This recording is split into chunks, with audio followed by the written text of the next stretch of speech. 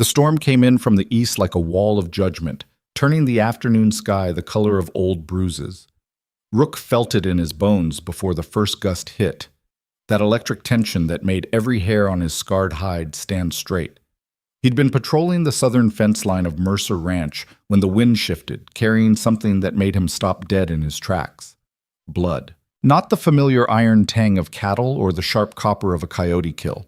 This was human blood, and it was fresh. The cattle dog had served Cassian Mercer for 6 years, ever since the rancher found him half dead from a wolf attack near the Rio Seco. Cassian had spent 3 weeks nursing him back to health, and Rook had repaid that debt every day since.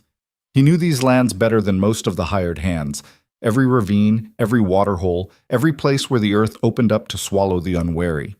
But he'd never smelled anything like this. The dust storm hit with full force as Rook abandoned his patrol and plunged into the red shale basin that split Iron Ridge territory like a jagged wound.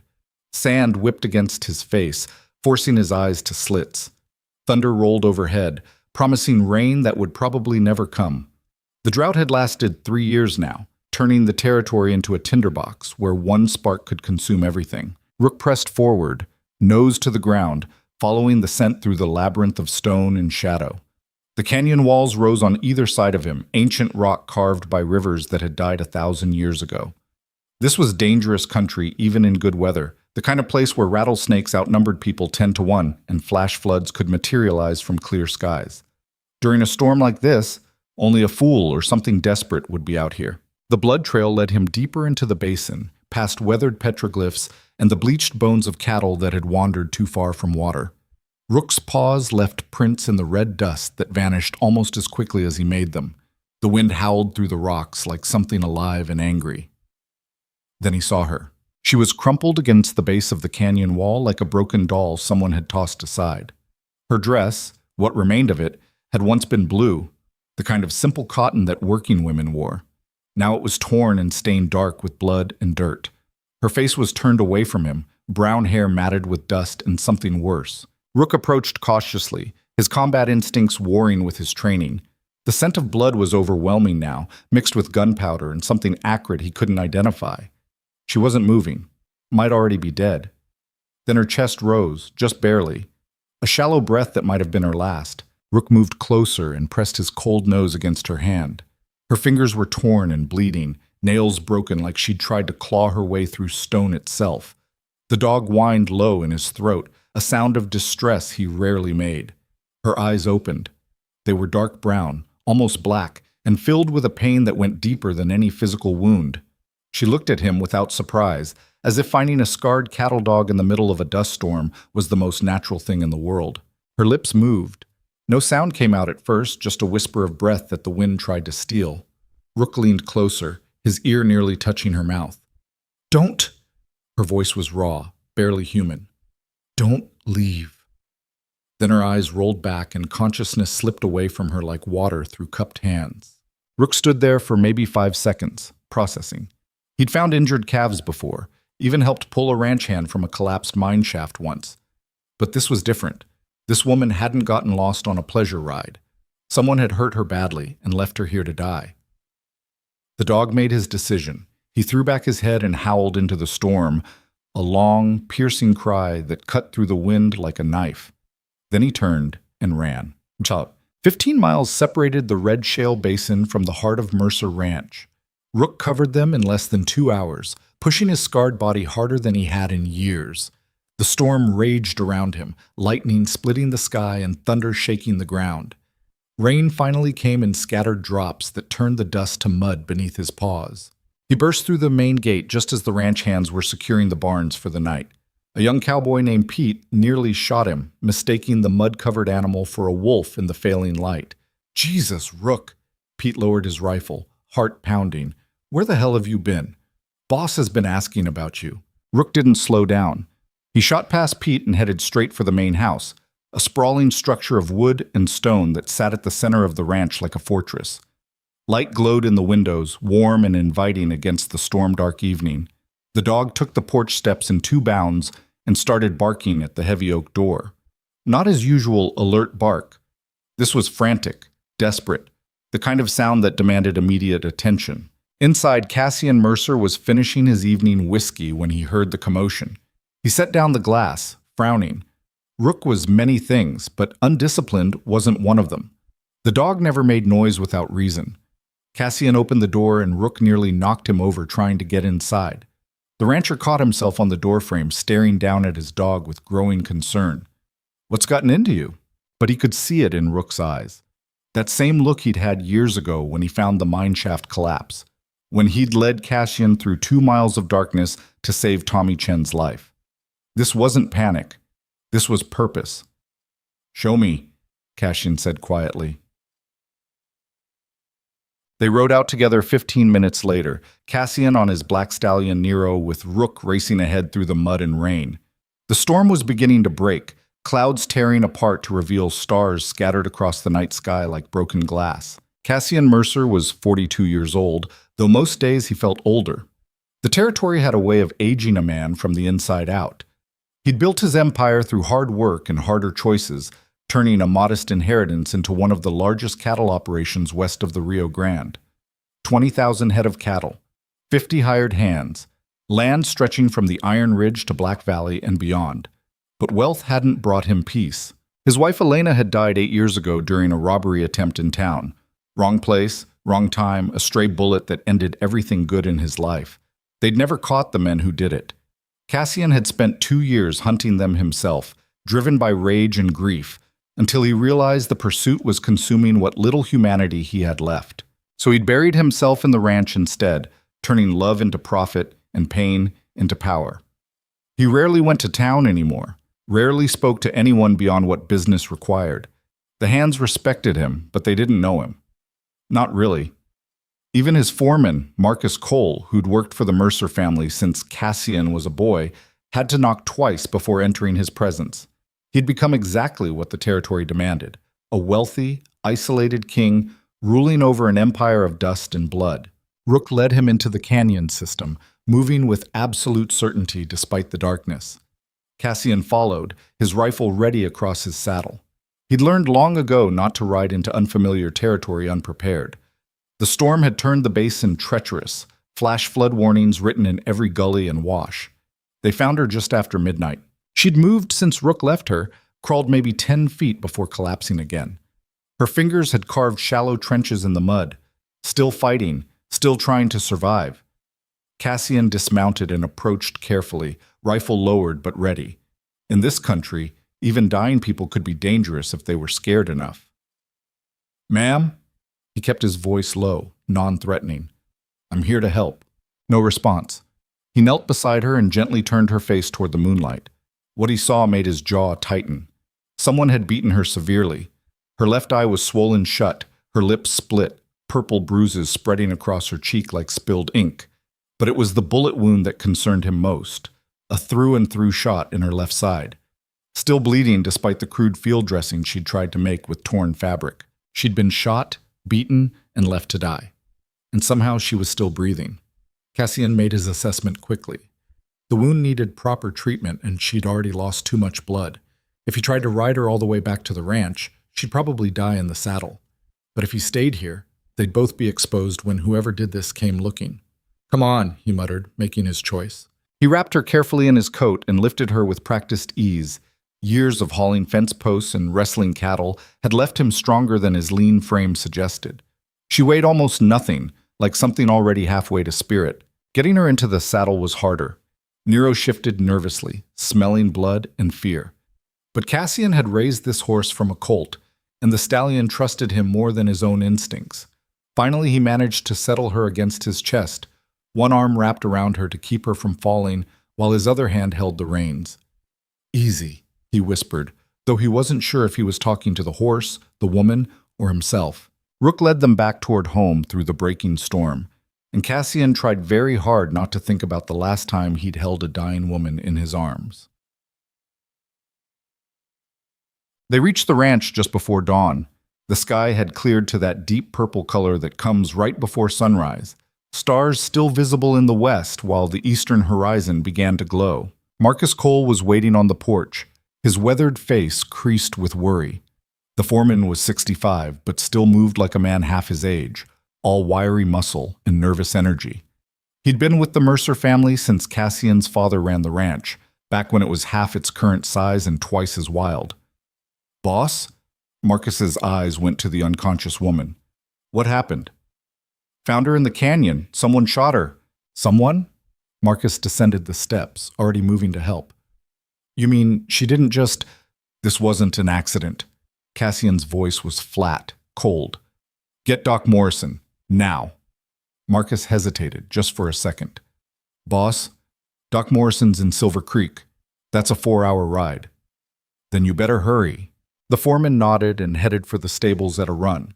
Cassian carried the woman inside, past the grand entrance hall with its chandelier and polished wood, up the curved staircase to one of the guest rooms on the second floor. The room hadn't been used in years. Dust covers still draped the furniture. But the bed was solid and the lock on the door still worked. Important, given that he had 50 ranch hands living in the bunkhouses and no idea who this woman was or why someone wanted her dead. He laid her on the bed as gently as possible and began cutting away what remained of her dress. The bullet wound had stopped bleeding finally, but infection was already setting in. Red streaks radiated from the entry point like poisoned lightning. He'd seen enough bullet wounds to know this one could still kill her if it wasn't cleaned properly. Cassian worked methodically, the way his father had taught him. Boil water, clean cloth. Whiskey for the wound. The good stuff, not the rotgut they served in the saloons. He'd learned battlefield medicine during a brief stint with a cattle drive that turned violent near the Mexican border. Enough to keep a man alive until proper help arrived. Hopefully enough to keep her alive too. She never woke during the process, even when he poured whiskey directly into the wound. Her fever was climbing, skin hot to the touch. Cassian finished bandaging her and then just sat there, watching her chest rise and fall. Who was she? What had she been running from? And the question that bothered him most, would whoever did this come looking for her here? Rook settled on the floor beside the bed, his scarred head resting on his paws. The dog hadn't left her side since they arrived. Some instinct told him this woman needed protecting, and Rook had never been wrong about these things. Cassian finally stood, his back aching from hours in the saddle. "Watch her," he told the dog, unnecessarily. Then he locked the door from the outside and headed downstairs to wait for Doc Morrison, and to figure out what the hell he'd just brought into his life. Dr. James Morrison arrived at noon, his medical bag in one hand and his usual expression of barely concealed annoyance on his weathered face. The doc was 70 if he was a day, with hands that shook just slightly until he touched a patient. Then they became steady as bedrock. "This better be worth pulling me away from lunch," he grumbled, following Cassian up the stairs. Mary was making her famous stew. Bullet wound, fever, infection setting in. Morrison's complaints stopped immediately. He'd been a battlefield surgeon during the war, back when the territory was even more lawless than it was now. He'd seen things that would break most men, and it had left him with zero tolerance for foolishness, but infinite patience for genuine suffering. They entered the guest room together. The woman hadn't moved, still locked in whatever fever dream held her.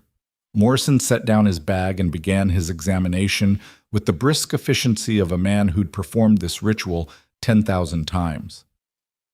"Who is she?" he asked, checking her pulse. "No idea." "Where'd you find her?" "Red Shale Basin. My dog brought me to her." Morrison glanced at Rook, who watched the proceedings with intense focus. "Smart dog. She'd be dead if he hadn't. Probably will be anyway, unless that fever breaks." He worked in silence for several minutes, cleaning the wound properly, applying fresh bandages, administering a dose of morphine that would keep her unconscious and hopefully comfortable. Finally, he stepped back, wiping his hands on a cloth. Bullet went clean through. Missed anything vital, but she's lucky. Another inch to the right, and it would have clipped her kidney.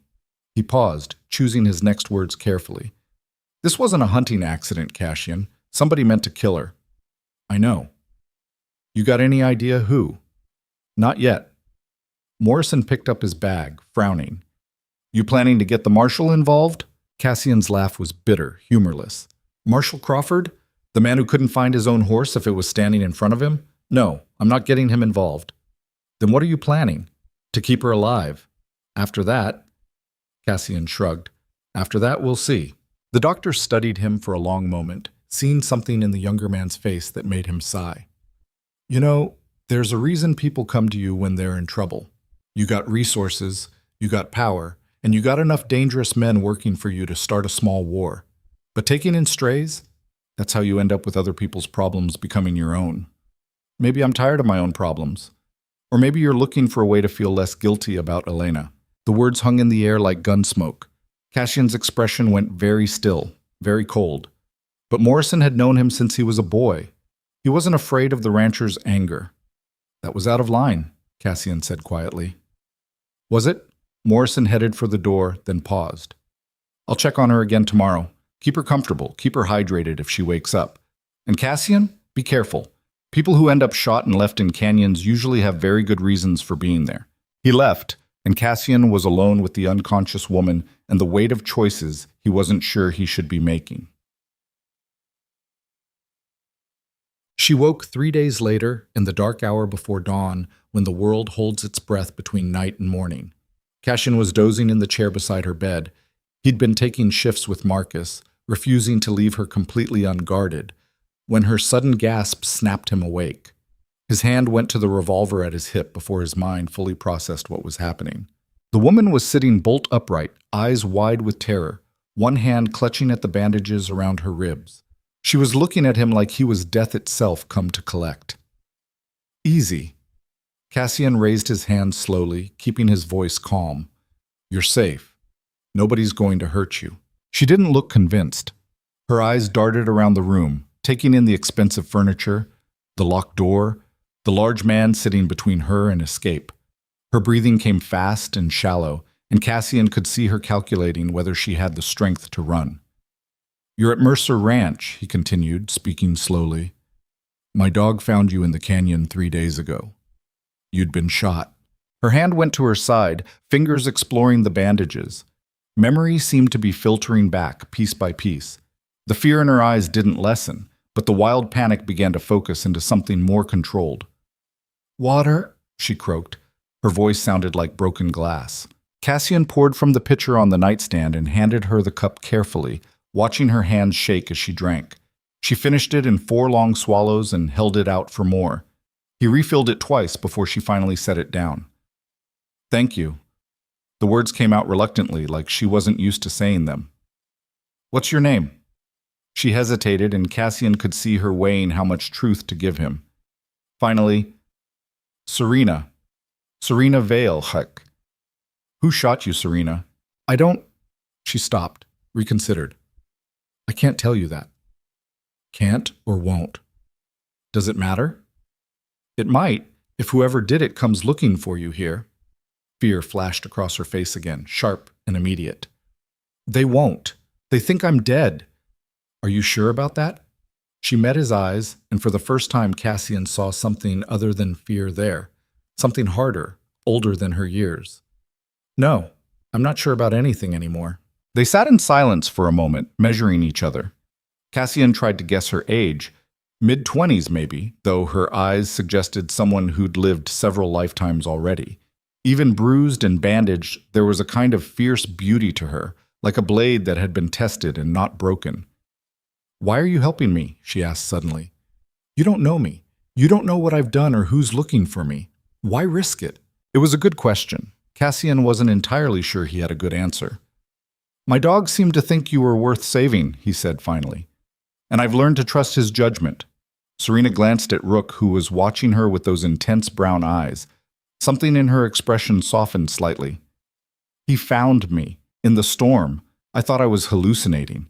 He led me back to you, 15 miles through a dust storm and flash flood warnings. He doesn't usually care that much about strangers. She reached down carefully, extending her hand toward the dog. Rook sniffed it once, then pressed his scarred head against her palm in a gesture that was almost gentle. Serena's breath caught, and for just a second Cassian thought she might cry. But she didn't. Whatever tears she had left, she was keeping them locked away somewhere safe. I need to leave, she said abruptly, pulling her hand back. As soon as I can travel. I can't stay here. You're in no condition? I don't care. Her voice turned sharp, desperate. You don't understand. If they find me here, they'll kill you too. Everyone. They'll burn this whole place to the ground just to make a point. Then maybe you should tell me who they are.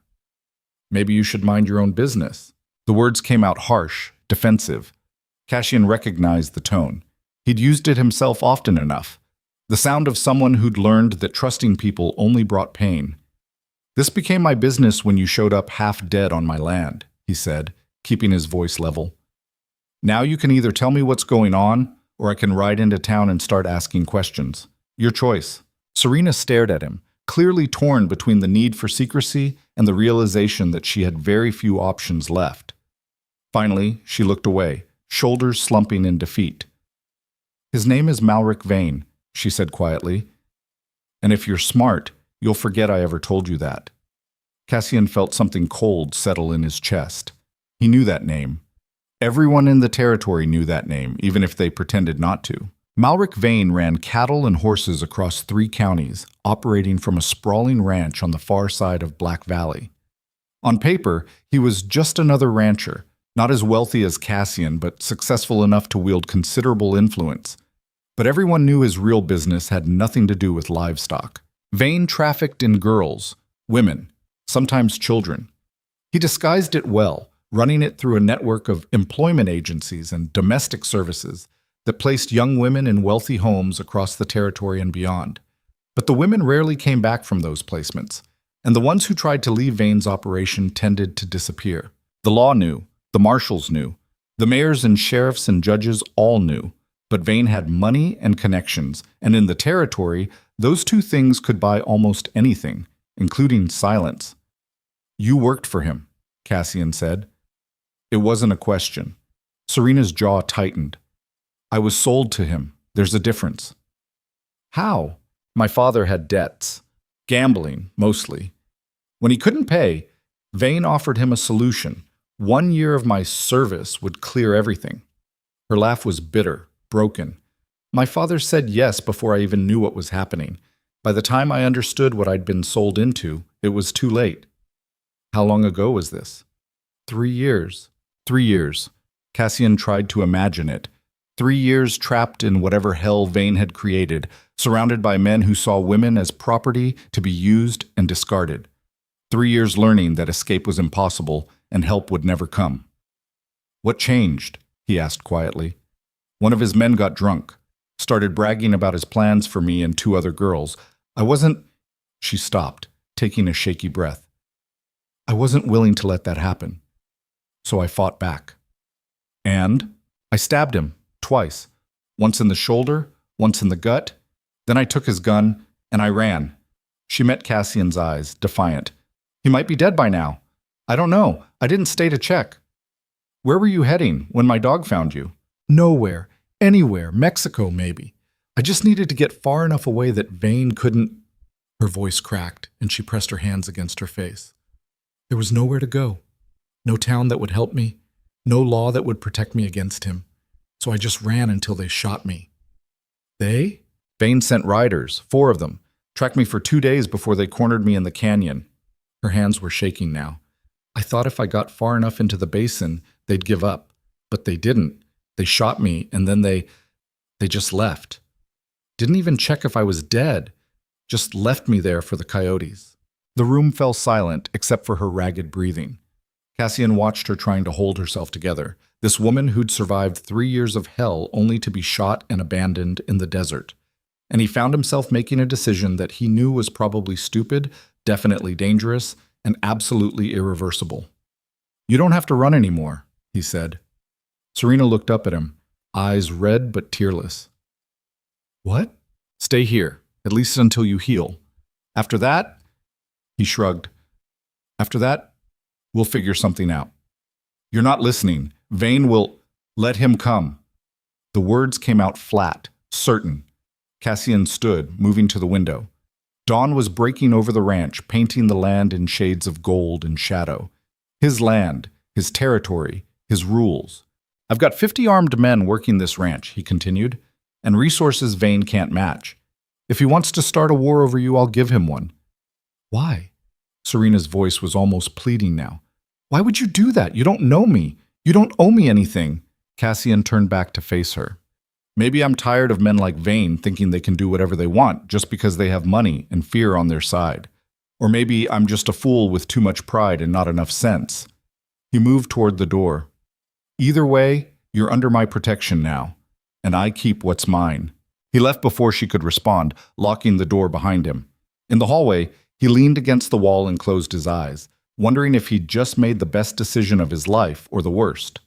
Behind him, through the door, he could hear Serena crying, finally letting out the tears she'd held back, and Rook's soft whine as the dog pressed against her, offering the only comfort he knew how to give. Paz. Word spread through the ranch by noon. Cassian hadn't tried to keep it secret. Secrets had a way of becoming problems when you had 50 men living in close quarters. Better to be upfront about it and deal with the questions directly. He gathered the hands in the main barn after lunch, all of them standing in a rough semicircle while he laid out the situation. Marcus stood at his right shoulder, rifle across his arms, looking every inch the hard man he'd once been before age slowed him down. There's a woman staying in the main house, Cassian began without preamble. She's recovering from a gunshot wound. She'll be here for the foreseeable future, and she's under my protection. Silence. Then Pete, the young cowboy who'd nearly shot Rook 3 days ago, cleared his throat nervously. Boss, is there going to be trouble? Probably, Cassian said bluntly. The man she ran from doesn't like losing property. He might send men looking for her. If he does, I need to know I can count on everyone here. More silence. The hands exchanged glances, clearly weighing their options. Working for Mercer Ranch paid well, better than most operations in the territory, but getting killed in someone else's war wasn't part of the standard contract. Finally, an older cowboy named Santos stepped forward. He was Mexican, maybe 50, with the kind of weathered face that came from decades under the sun. He'd worked for the Mercers longer than anyone except Marcus. This man she's running from, Santos said carefully. Would his name be Malric Vane? Cassian didn't blink. It would. Santos spat into the dirt. Then I'm in. That bastard took my niece 5 years ago. Never saw her again. I'm in too. This from Tommy Chen, the young man Rook had saved from the mineshaft collapse. He was 22, fierce and loyal. You saved my life, boss. I owe you. One by one, the others stepped forward. Not all of them. 3 men decided their safety was worth more than their wages and left that afternoon with their back pay and no hard feelings. But most stayed. Some out of loyalty to Cassian. Some because they'd lost people to Vane's operation. Some just because they were tired of running from men like him. By evening, Cassian had 47 armed men ready to defend Mercer Ranch against whatever was coming. It should have felt like enough. It didn't. Serena stayed in the locked room for another week, healing and planning. Cassian visited twice a day, bringing food and fresh water. They didn't talk much. She wasn't ready for conversation, and he didn't push. But slowly, gradually, the walls began to come down. She asked about the ranch. He told her about the 20,000 head of cattle, the complex network of water rights and grazing land, the delicate balance between profit and survival in country that tried to kill you every chance it got. She asked about his wife. He told her the bare facts. Married young, happy for a while, killed by random violence. He didn't mention the years of hunting, the darkness that had nearly consumed him. Some things were better left buried. She asked about the men who worked for him. He told her who to trust, Marcus, Santos, Tommy, and who to watch. A few hands he'd hired recently and didn't know well. She filed the information away with the systematic efficiency of someone who'd learned to catalog threats automatically. And slowly, she began to heal. Doc Morrison visited every other day, checking her progress with his usual gruff competence. The fever broke on the 5th day. The infection cleared by the 7th. By the time 2 weeks had passed since Rook found her in the canyon, Serena was able to walk around the room without clutching her side. She hated being locked up.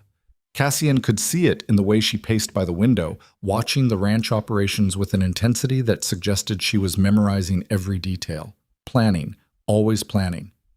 On the 15th day, he unlocked the door and didn't lock it again. You're free to move around the house, he told her, but stay away from the windows on the east side. They face the main road. And if riders approach, get back to this room immediately. Serena nodded, then said something that surprised him. I want to work. You're still recovering. I don't care. I need to do something or I'm going to go crazy. Her eyes were fierce, desperate. I can't just sit around waiting to be rescued. That's not who I am. Cassian studied her for a moment, seeing the truth in her words. She wasn't the kind of woman who could accept charity gracefully. She needed purpose, needed to feel useful. He understood that better than she probably realized. Kitchen needs help, he said finally. Maria's been asking for an extra pair of hands for years. Think you can handle it? I can handle anything that doesn't involve getting shot again. She started working the next day, despite Doc Morrison's protests.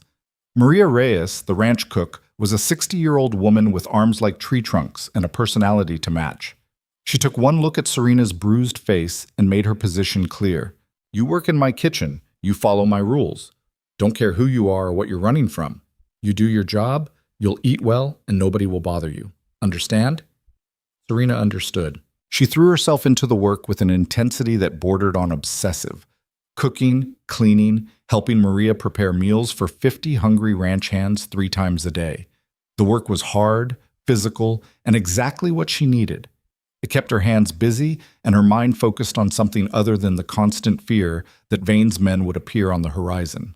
The ranch hands kept their distance at first, unsure how to act around the mysterious woman their boss had brought home. But Maria's fierce protection made it clear. Anyone who disrespected Serena would answer to her first, and the cook was scarier than most of the armed men on the property. Gradually, they began to accept her presence. Santos would nod politely when he came for breakfast. Tommy Chen started leaving wildflowers on the kitchen windowsill. Even Pete, who'd been skeptical about the whole situation, warmed up after Serena stitched up a nasty cut on his hand with the steady confidence of someone who'd done it many times before. But it was Rook who stayed closest to her. The scarred cattle dog barely left her side, following her from kitchen to main house and back again like a faithful shadow. At night, he slept on the floor beside her bed, one ear always raised for sounds of danger. That dog loves you more than his own master, Maria observed one afternoon, watching Rook press against Serena's leg as she kneaded bread dough. He saved my life, Serena said quietly. I think he just wants to make sure nobody tries to end it again. 3 weeks after arriving at Mercer Ranch, Serena realized she hadn't thought about running in almost 5 days. It should have felt like a relief. Instead, it terrified her. Otsek. The first warning came on a Tuesday morning in late autumn. Santos was riding fence line along the eastern border when he spotted them. 3 riders, watching from a distant ridge, too far away to identify, but close enough to make their presence known. They sat there for maybe 20 minutes, then turned and rode back the way they'd come. Santos reported to Cassian immediately. They're scouting, the older cowboy said, his expression grim. Testing your borders, seeing how you react. Cassian stood on the porch of the main house, staring toward the eastern ridge, even though the riders were long gone. How long do we have? Not long.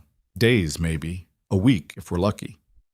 Double the patrols and tell the men to ride armed and in pairs. Nobody goes out alone.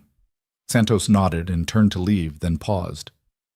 Boss, what are you going to do if Vane shows up himself? I'm going to tell him the same thing I'd tell anyone else. This is my land, and she's under my protection. If he doesn't like it, he can leave, or he can die. His choice. The foreman studied him for a long moment. You know he won't leave. I know. After Santos left, Cassian found Serena in the kitchen, helping Maria prepare lunch.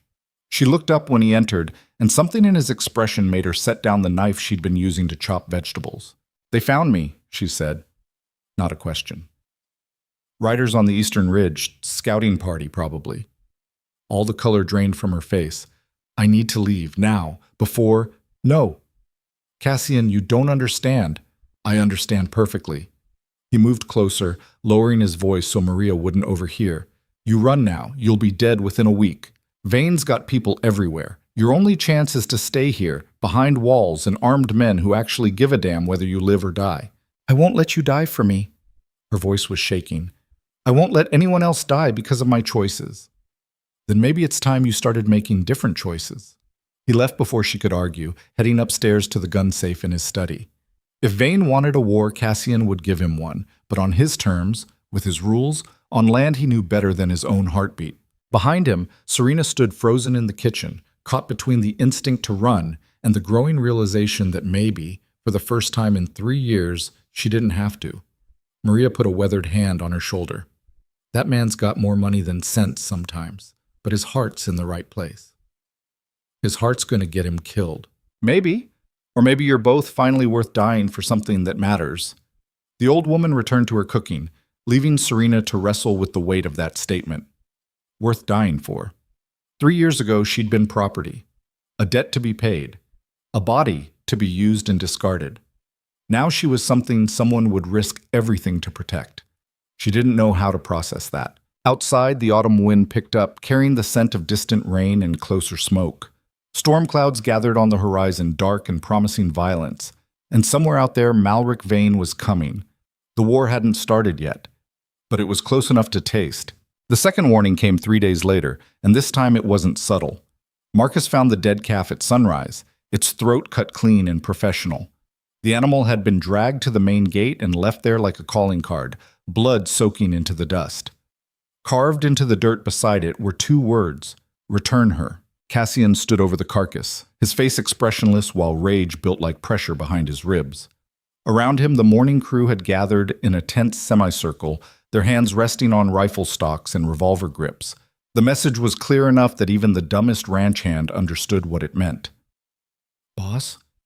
Tommy Chen's voice was tight. "What do you want us to do?" "To bury it, then scrub that gate clean." Cassian turned away from the blood, his jaw set. "And double the night watch. If they're bold enough to come this close, they'll be back." He found Serena in the kitchen an hour later, kneading bread dough with more force than necessary. Her knuckles were white, flour dusted across her forearms like war paint. She didn't look up when he entered, but her shoulders tensed in a way that said she already knew. "They killed one of your cattle," she said flatly. "Yes. Because of me. Because they're trying to scare us. There's a difference." Cassian leaned against the doorframe, watching her work. "How'd you hear about it?" "Maria told me. She was trying to be gentle, but I'm not stupid." Serena slammed the dough against the counter, hard enough to make the flour jar rattle. "This is exactly what I said would happen.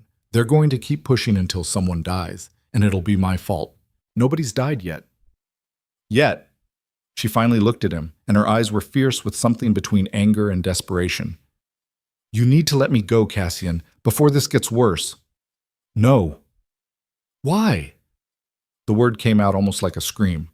"Why are you being so stubborn about this? I'm not worth—" "Don't!" His voice cut through her protest like a blade.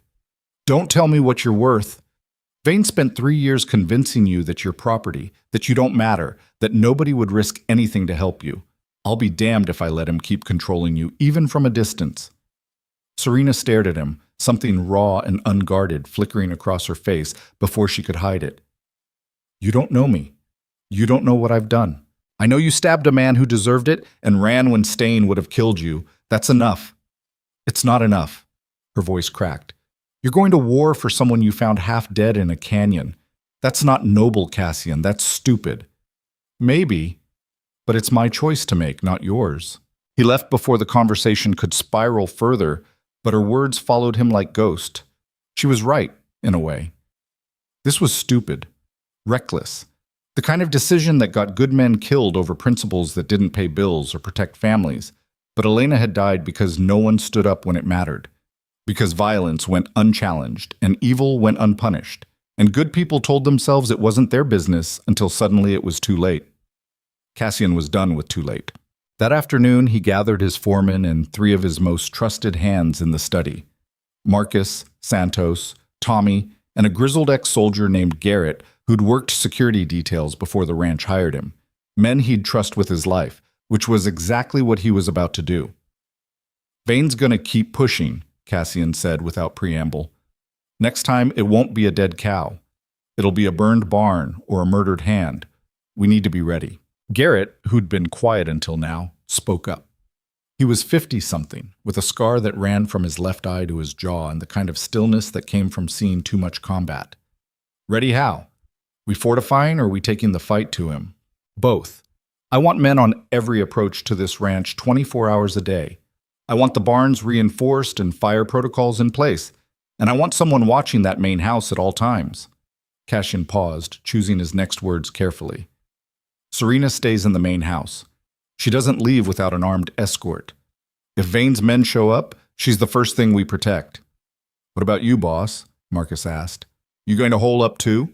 No, I'm going to town tomorrow to have a conversation with Marshal Crawford. Put things on the record before this escalates. Santos snorted. That drunk? He won't do anything. Probably not.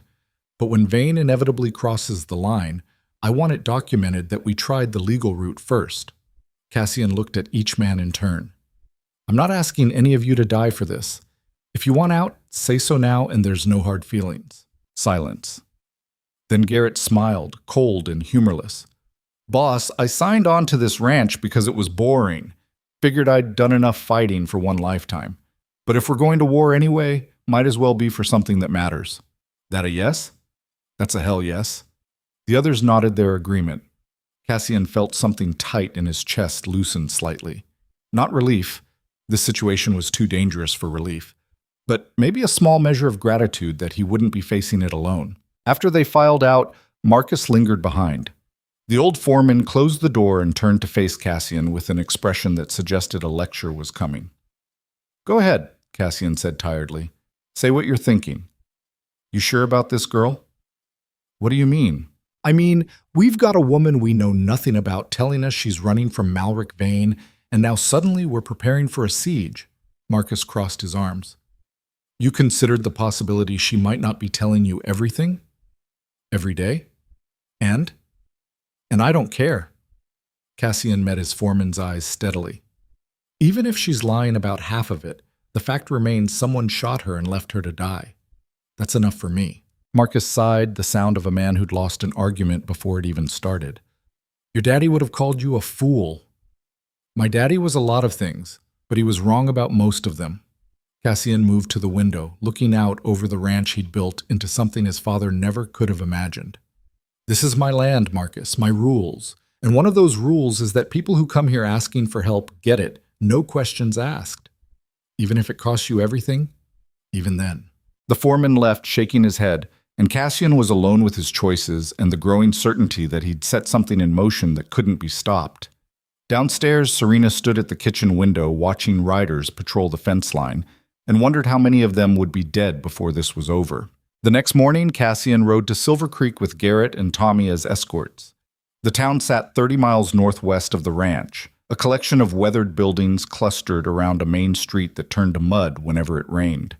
3 saloons, 2 general stores, 1 bank, and a marshal's office that looked like it hadn't been painted since statehood. Marshal William Crawford was exactly where Cassian expected to find him, drunk at his desk, a half-empty bottle of whiskey within easy reach. The lawman looked up blearily when they entered, his bloodshot eyes taking a moment to focus. Mercer, Crawford's voice was rough, whiskey-soaked. What brings you to town? Business. Cassian pulled a chair across from the desk and sat down without being invited. I need to report a threat. Threat? Crawford reached for his bottle, thought better of it, and pulled his hand back. What kind of threat? Malric Vane. He's been sending men onto my property, killed one of my cattle, and made it clear he intends to escalate. Something flickered across Crawford's face. Recognition, maybe, or fear. He shifted in his chair uncomfortably. What's Vane want with you? He thinks I have something that belongs to him. I disagree. And what would that be? A woman. She came to my ranch seeking protection. I gave it to her. Crawford's expression hardened, and suddenly he looked slightly more sober. That's a bad idea, Mercer. Vane's not someone you want as an enemy. Little late for that. He's already threatened my property and my people. I'm here to put it on record so when I defend my land, nobody can claim I didn't try the legal route first. Defend your land. Crawford laughed, bitter and tired. You mean start a shooting war? I mean stop one before it starts. You going to do your job, Marshal, or do I need to handle this myself? The lawman stared at him for a long moment, and Cassian could see the calculation happening behind those bloodshot eyes. Vane had money and connections. Cassian had money too, but less tolerance for the kind of corruption that kept men like Crawford in office. It was a choice between principles and survival, and Crawford had made that choice a long time ago. I'll look into it, the marshal said finally. But Mercer, if you're smart, you'll give Vane what he wants. That girl, whoever she is, she's not worth dying over. That's where you're wrong. Cassian stood, heading for the door. She's worth exactly that. Outside, Tommy and Garrett were waiting with the horses. Garrett took one look at Cassian's face and didn't bother asking how it went. Waste of time, the ex-soldier asked. Complete waste. But now it's documented. Cassian swung into his saddle. Let's get home. I've got a feeling we're running out of time. They made it halfway back to the ranch before they saw the smoke. It rose from the southern horizon in a thick black column, the kind of smoke that came from burning wood and oil. Cassian's heart dropped into his stomach as he spurred Nero forward, the stallion stretching into a full gallop while Tommy and Garrett raced to keep up. Please, he thought, not the house, not Serena. They crested the ridge overlooking Mercer Ranch, and Cassian felt relief so intense it was almost painful. The main house still stood, untouched, but one of the outer barns, the oldest one used mostly for storage, was engulfed in flames. Ranch hands swarmed around it like ants, forming bucket lines from the well and trying desperately to contain the fire before it spread. Marcus was shouting orders, directing men to wet down the nearby structures while others worked to move horses away from the heat and smoke. Cassian dismounted before Nero had fully stopped, joining the fire line without a word. The heat was tremendous, scorching his face and arms even from 20 feet away. They worked for 2 hours straight, pouring water on flames that seemed determined to consume everything in reach. By the time they got it under control, the barn was a total loss. Just a skeleton of blackened timber and ash. 3 horses had been inside, but the hands had managed to get them out before the smoke killed them. No human casualties. Could have been much worse. But it wasn't an accident. Santos found the evidence near the back wall, a broken oil lamp that had been deliberately placed among hay bales. Someone had come onto the property, set the fire, and vanished before anyone noticed. Vane, Marcus said flatly, examining the lamp. Has to be. Could be anyone, Cassian countered, but he didn't believe it. Boss, we had men patrolling. How'd someone get past them? That was the question that made Cassian's blood run cold. They'd doubled security, put experienced men on watch, and someone had still slipped through like a ghost, which meant either they had a weakness in their defenses or Vane had people who knew this ranch better than they should. Where's Serena? Cassian asked suddenly. Kitchen. Maria's with her. He left Marcus to organize the cleanup and headed for the main house at a near run. His hands were blackened with soot and ash, his shirt soaked with sweat and water from the bucket line. He burst through the kitchen door with more force than necessary. Serena was standing at the counter, a butcher knife gripped in her white-knuckled hand. Maria stood slightly behind her, also armed, with a cast-iron skillet that looked like it could brain a bull. Both women were staring at the door like they expected an army to come through it. When they saw Cassian, the tension broke slightly. Serena lowered the knife but didn't set it down. I heard the fire, she said. Her voice was steady, but her face was pale. I thought... It was the south barn, storage mostly, no one hurt. Cassian moved to the sink, scrubbing ash from his hands. They got past our patrols somehow, said it deliberately. I told you. Serena's voice went flat, emotionless. I told you this would happen. And I told you we'd handle it. A barn this time. What's next? The house? The bunkhouses? She slammed the knife down on the counter hard enough to leave a mark. How many buildings have to burn before you admit this is insane? Maria cleared her throat diplomatically. I'll just give you two some privacy. She left before either of them could object, taking her skillet with her. Alone, Cassian and Serena faced each other across the kitchen like opposing forces weighing the cost of collision. You want me to send you away, Cassian said finally. Back out there with no money, no protection, and Vane's men hunting you. That's your plan? Better than watching everyone around me die. No one's died. Yet. She pressed her hands flat on the counter, leaning forward. You keep saying that word like it's a shield. Like if you just keep everyone alive long enough, somehow this will work out. But it won't, Cassian. Men like Vane don't stop. They don't compromise. They take what they want and they burn everything else to the ground. Then let him burn. Cassian's voice was quiet but hard as stone. Let him come with his men and his threats and his fire. Let him find out what happens when he pushes a man who's got nothing left to lose. You have everything to lose. This ranch, your people, are exactly what I'm protecting. You think if I give you up, Vane just goes away? He'll see weakness. He'll know he can threaten me into anything. This ranch will never be safe again." Serena stared at him, and something in her expression shifted. "This isn't about me at all, is it? This is about you, about proving something."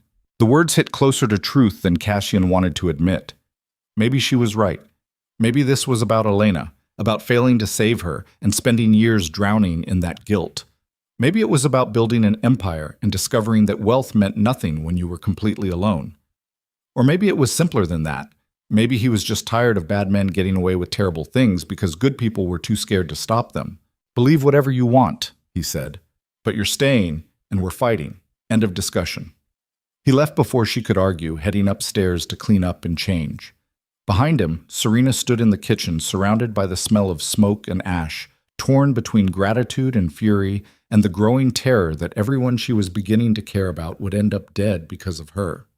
The days that followed had the brittle tension of a storm building on the horizon. Cassian increased security until the ranch resembled an armed camp.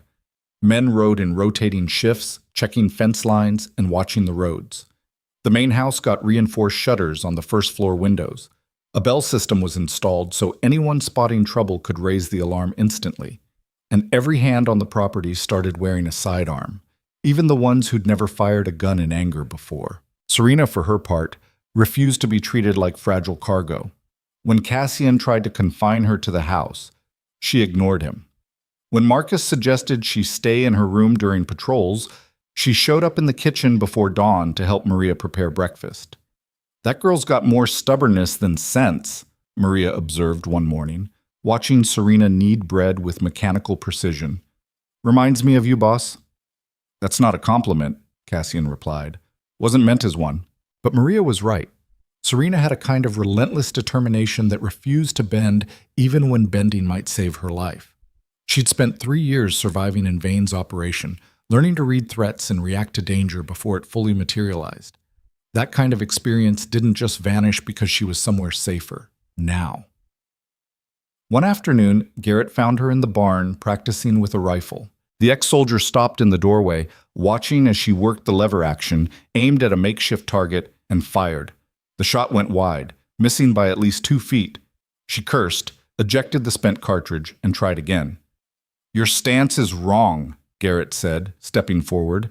Serena spun toward him, rifle partially raised before she recognized him. Then she lowered it, embarrassed. "Sorry, I thought, smart to be jumpy.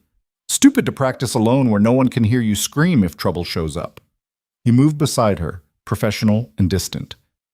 "But since you're here anyway, let's make sure you can actually hit what you're aiming at." They spent the next hour working on fundamentals. Garrett was a patient teacher, correcting her grip and stance without making her feel incompetent. By the time the sun started setting, Serena was hitting the target more often than not. "You're a natural," Garrett said, watching her punch 3 shots through the center ring in quick succession. "Ever shoot before?" "A little. One of Vane's men tried to teach me once. He thought it was funny, giving a prisoner a gun." Her expression went dark. "Stopped being funny when I turned it on him during my escape." "You kill him?" "I hope so." Garrett studied her with the clinical assessment of someone who'd killed enough people to recognize the look in her eyes. "You're going to have to do it again if this gets bad. Vane's men won't hesitate just because you're a woman." "I know." "And you're okay with that?" Serena lowered the rifle, staring at the target she'd perforated. "I'm not okay with any of this, but I'm done being helpless. So if shooting someone is what keeps me alive, then I'll shoot someone." "Good." Garrett took the rifle from her, clearing it with practiced efficiency. "Next lesson tomorrow, same time." He left, and Serena stood alone in the barn as darkness gathered outside. Her hands were shaking slightly, from adrenaline or fear or both, and she forced herself to breathe slowly until the trembling stopped. 3 years ago, she'd been a different person. Young, naive, trusting. She'd believed her father when he said 1 year of service would clear his debts. Believed Vane when he'd smiled and promised she'd be treated well. Believed the other girls who'd whispered that if you kept your head down and didn't cause trouble, you'd be released when your time was up. All lies. She'd learned the truth slowly, painfully. Learned that escape was impossible because Vane owned the law and the roads and every contact point that might offer help. Learned that the other girls who left usually ended up in graves somewhere out in the desert. Learned that fighting back only made things worse unless you fought hard enough to actually get away. So she'd waited, watched, learned their patterns and weaknesses, and when that drunk enforcer started bragging about his plans for her and two other girls, she'd made her choice. The knife went in smooth, twice. Then she'd taken his gun and run into the night without looking back, knowing that even death in the desert was better than what awaited her if she stayed. Now here she was, protected by a wealthy rancher who barely knew her, learning to shoot so she could defend herself when Vane inevitably came calling. It didn't feel real, didn't feel like something that could last. But for the first time in 3 years, Serena allowed herself the dangerous luxury of hope. The confrontation came on a Saturday afternoon, exactly 2 weeks after the barn fire. Serena was in the kitchen helping Maria prepare supper when the bell started ringing. 3 short bursts, the signal for riders approaching. She froze, knife in hand, vegetable half chopped on the cutting board. "Go," Maria said sharply. "Your room, now!"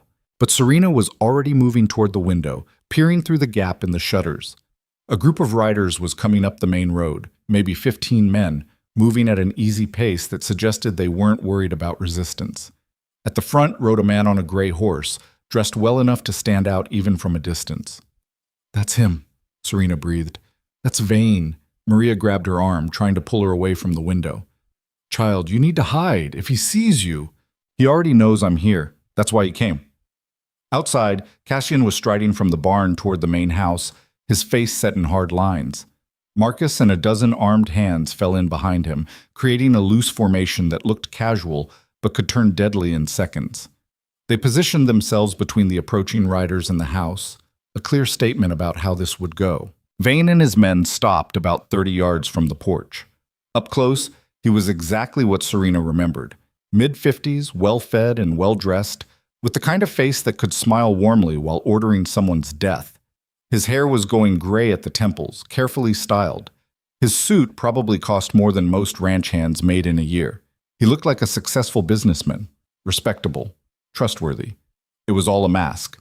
"Cassian Mercer," Vane called out, his voice carrying easily across the distance. "We need to talk." "So talk."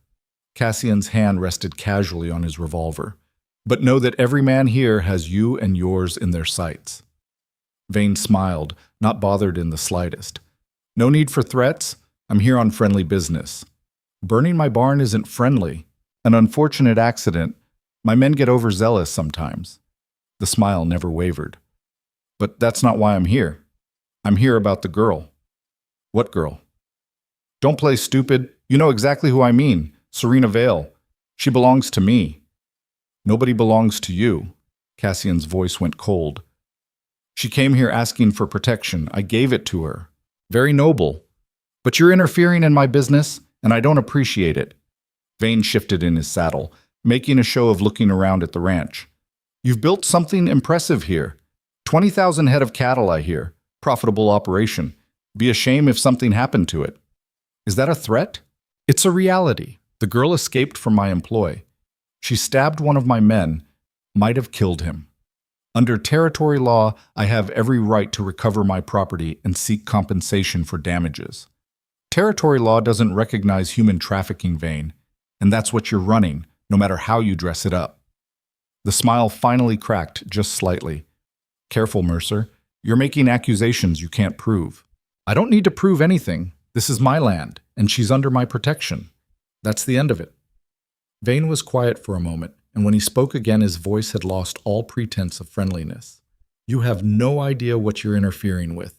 The network I've built, the people I work with, they don't take kindly to disruption.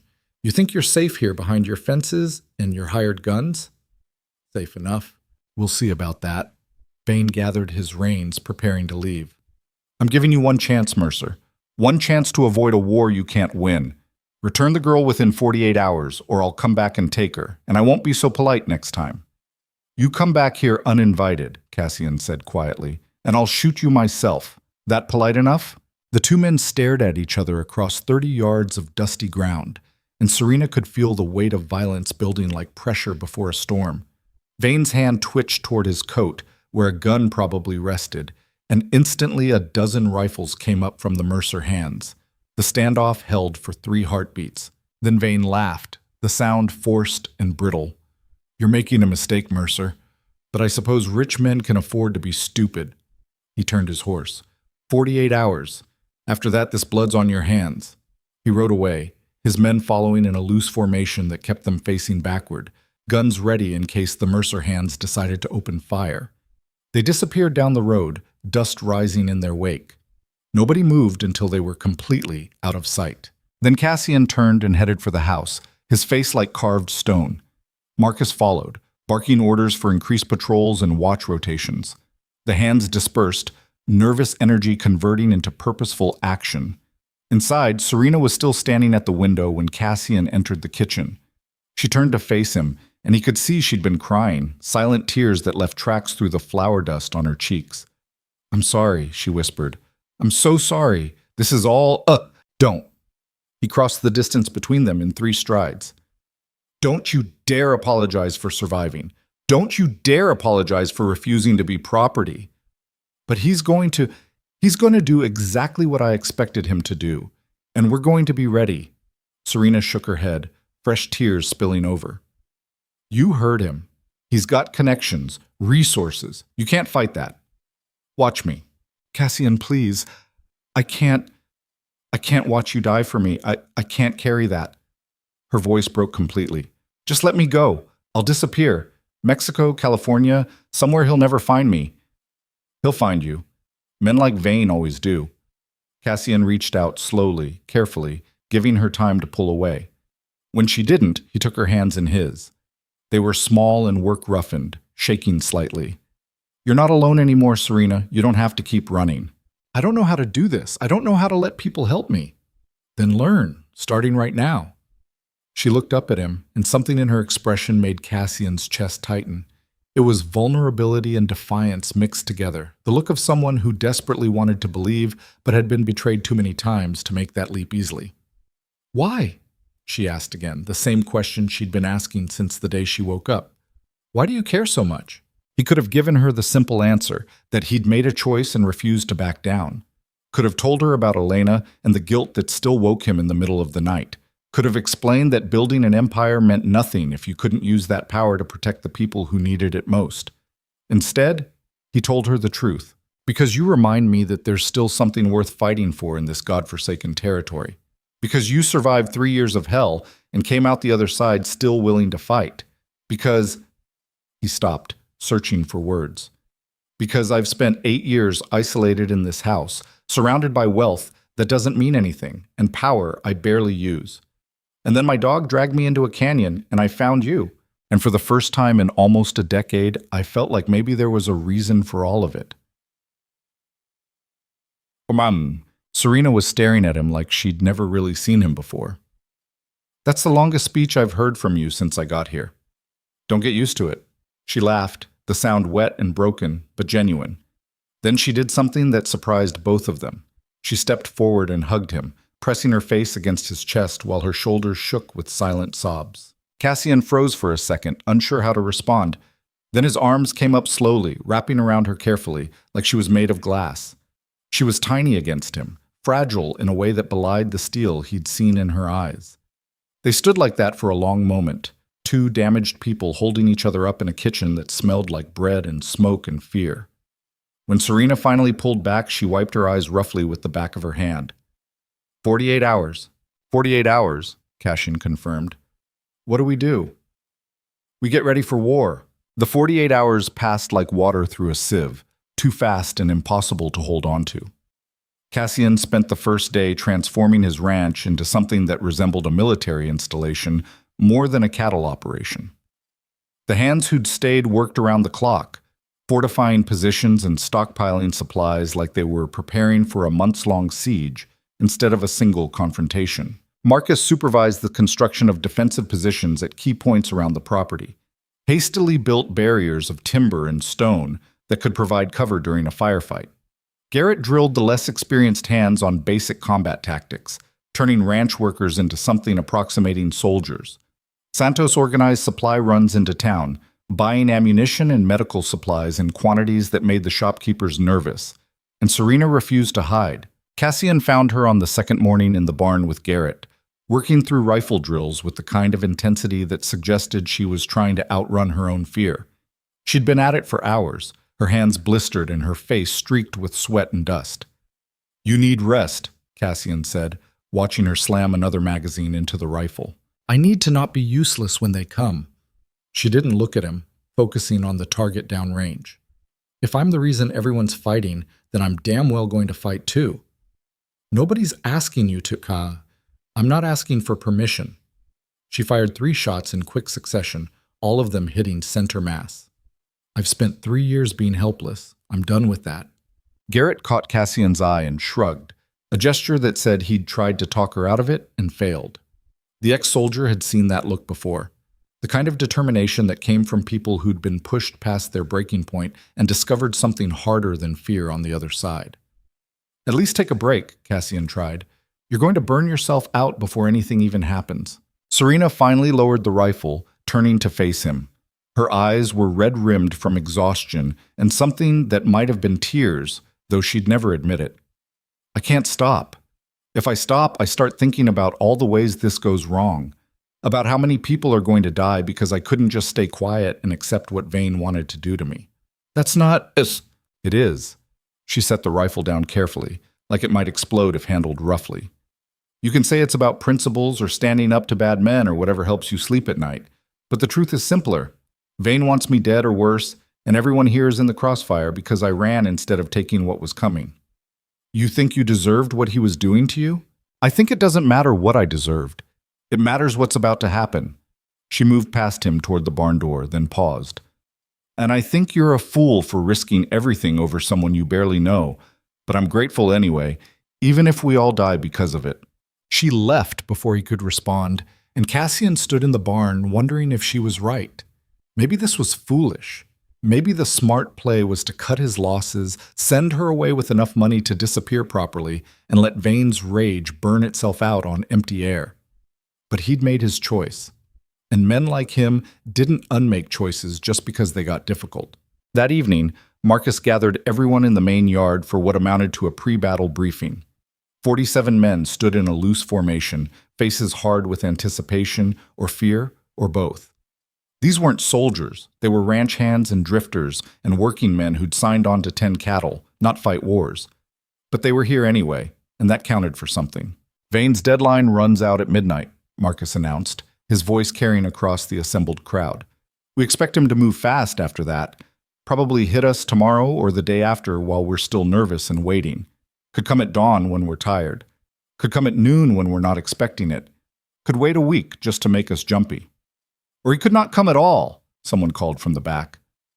"Maybe he was bluffing." "Maybe," Marcus agreed. "But we prepare like he wasn't. That means rotating watch shifts through the night, armed patrols on all approaches, and nobody, and I mean nobody, goes anywhere alone. If you need to take a piss, you bring a friend with a rifle." That got a few nervous laughs. Tommy Chen raised his hand like he was in school. "What about the girl? Where's she going to be?" All eyes turned toward the main house, where Serena stood on the porch watching the proceedings. She'd cleaned up since the morning, changed into clothes that fit her better, dark pants and a shirt Maria had altered, practical and unrestricting. A revolver rested in a holster at her hip, and she wore it like she actually knew how to use it. "Miss Vale will be in the main house," Marcus said carefully, "under guard and protected. That's the priority, keeping her safe and keeping Vane from getting what he came for. And if they breach the house?" This from Santos, his weathered face creased with concern. "They won't," Cassian said, stepping forward. He'd been standing at the edge of the gathering, half in shadow. "Because they'll have to go through every one of us first, and I don't intend to make that easy." He moved to the center of the yard, and the hands parted to let him through. When he spoke again, his voice was quieter, but somehow carried even further. "I know what you're all thinking. You signed on to work cattle, not fight battles. You didn't ask for this, and you'd be justified in riding out right now with no hard feelings." He paused, meeting eyes across the crowd. "But if you stay, you need to understand what we're up against. Malric Vane runs an operation that destroys lives. He takes women and children and turns them into property. He's built his wealth on suffering, and he's protected by people who should be stopping him but don't because he pays them to look away. The yard was silent except for the wind moving through the cottonwoods and the distant sound of horses in the corral. What happens here in the next few days isn't just about one woman, Cassian continued. It's about whether men like Vane can do whatever they want without consequences. It's about whether we let fear control us or whether we stand up when it matters. And yeah, it's dangerous. Some of us might die. But I'd rather die fighting for something that matters than live knowing I looked the other way when I could have helped. He let that settle, watching the faces around him processing his words.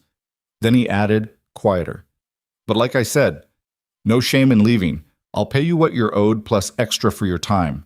Just make your choice now before the shooting starts. Nobody moved. For a long moment, Cassian thought they'd all bolt, that his speech had accomplished nothing except making them realize how stupid this whole situation was. Then Garrett stepped forward, his scarred face set in hard lines. I'm in, the ex-soldier said simply. Done enough running in my life. Tommy Chen moved next, his young face trying hard to look brave. Me too. Rook saved my life once. Figure I owe him one. Santos spat into the dirt. Already told you, boss. Vane took my niece. Time someone made him pay for it. One by one, the others committed. Not all of them. 3 more decided that survival beat principles and left that night with their wages and Cassian's blessing. But 44 stayed, and that was more than he'd hoped for. When the yard finally cleared and the watch shifts organized themselves, Cassian found Serena still on the porch. She was staring out at the darkening horizon like she could see Vane's approach written in the sunset clouds. You should get some rest, he told her. Tomorrow's going to be hard no matter what happens. I can't sleep. Every time I close my eyes, I see them coming. She turned to look at him, and in the fading light, her face looked younger, more vulnerable. What you said out there, about standing up when it matters, you really believe that? I do. Even if it costs you everything? Especially then, because if I'm not willing to risk what I have for something that matters, then what's the point of having it in the first place? Serena was quiet for a moment, and when she spoke again, her voice was so soft he almost missed it. I don't know how to be worth what you're risking. You don't have to be worth anything. You just have to survive. That's all I've been doing for 3 years. Surviving. I thought if I could just make it through one more day, one more week, eventually something would change. But nothing ever did. Until Rook found me in that canyon. She wrapped her arms around herself against the evening chill.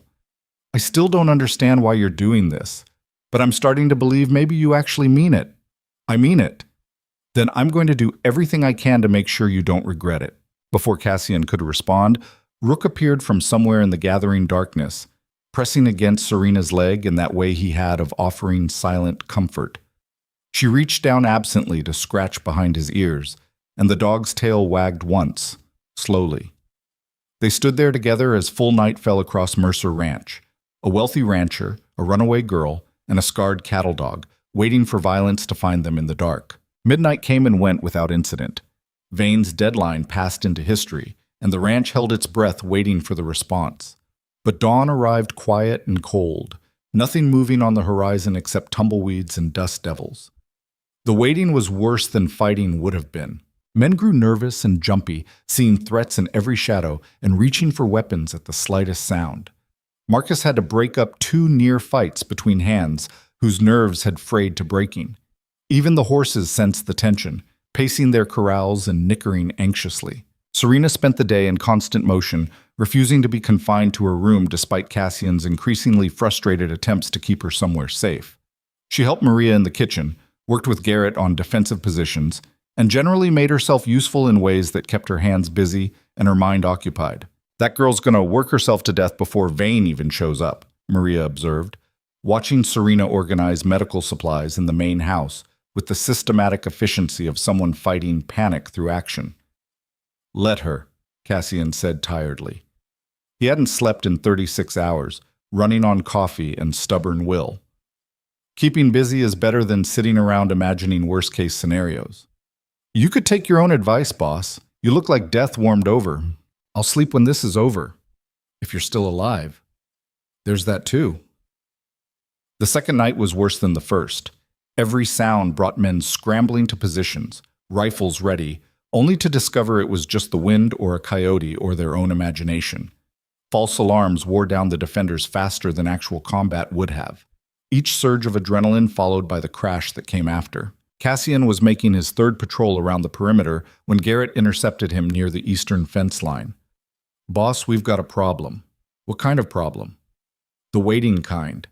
Men are starting to think maybe Vane was bluffing, that maybe he's not coming after all." And if they think it's over, they'll let their guard down. Then Vane hits us, and we're not ready. Garrett spat into the dirt. "Seen it happen in the war. Enemy lets you stew in your own nerves for a few days, then attacks when you've convinced yourself it's safe. Works every time." "So what do you suggest?" "We go to him, take the fight to Vane before he brings it here." Cassian considered that, seeing the appeal. A strike on Vane's ranch would shift the dynamic completely, put the trafficker on the defensive instead of keeping Mercer Ranch under siege. But it would also mean leaving the property vulnerable and potentially walking into a trap. "I can't risk it," Cassian said finally. "If we move most of our force out for an attack and Vane's actually watching, he could slip past us and hit the ranch while we're gone, including Serena. Then we wait and hope our men don't crack before Vane makes his move. That's about the size of it."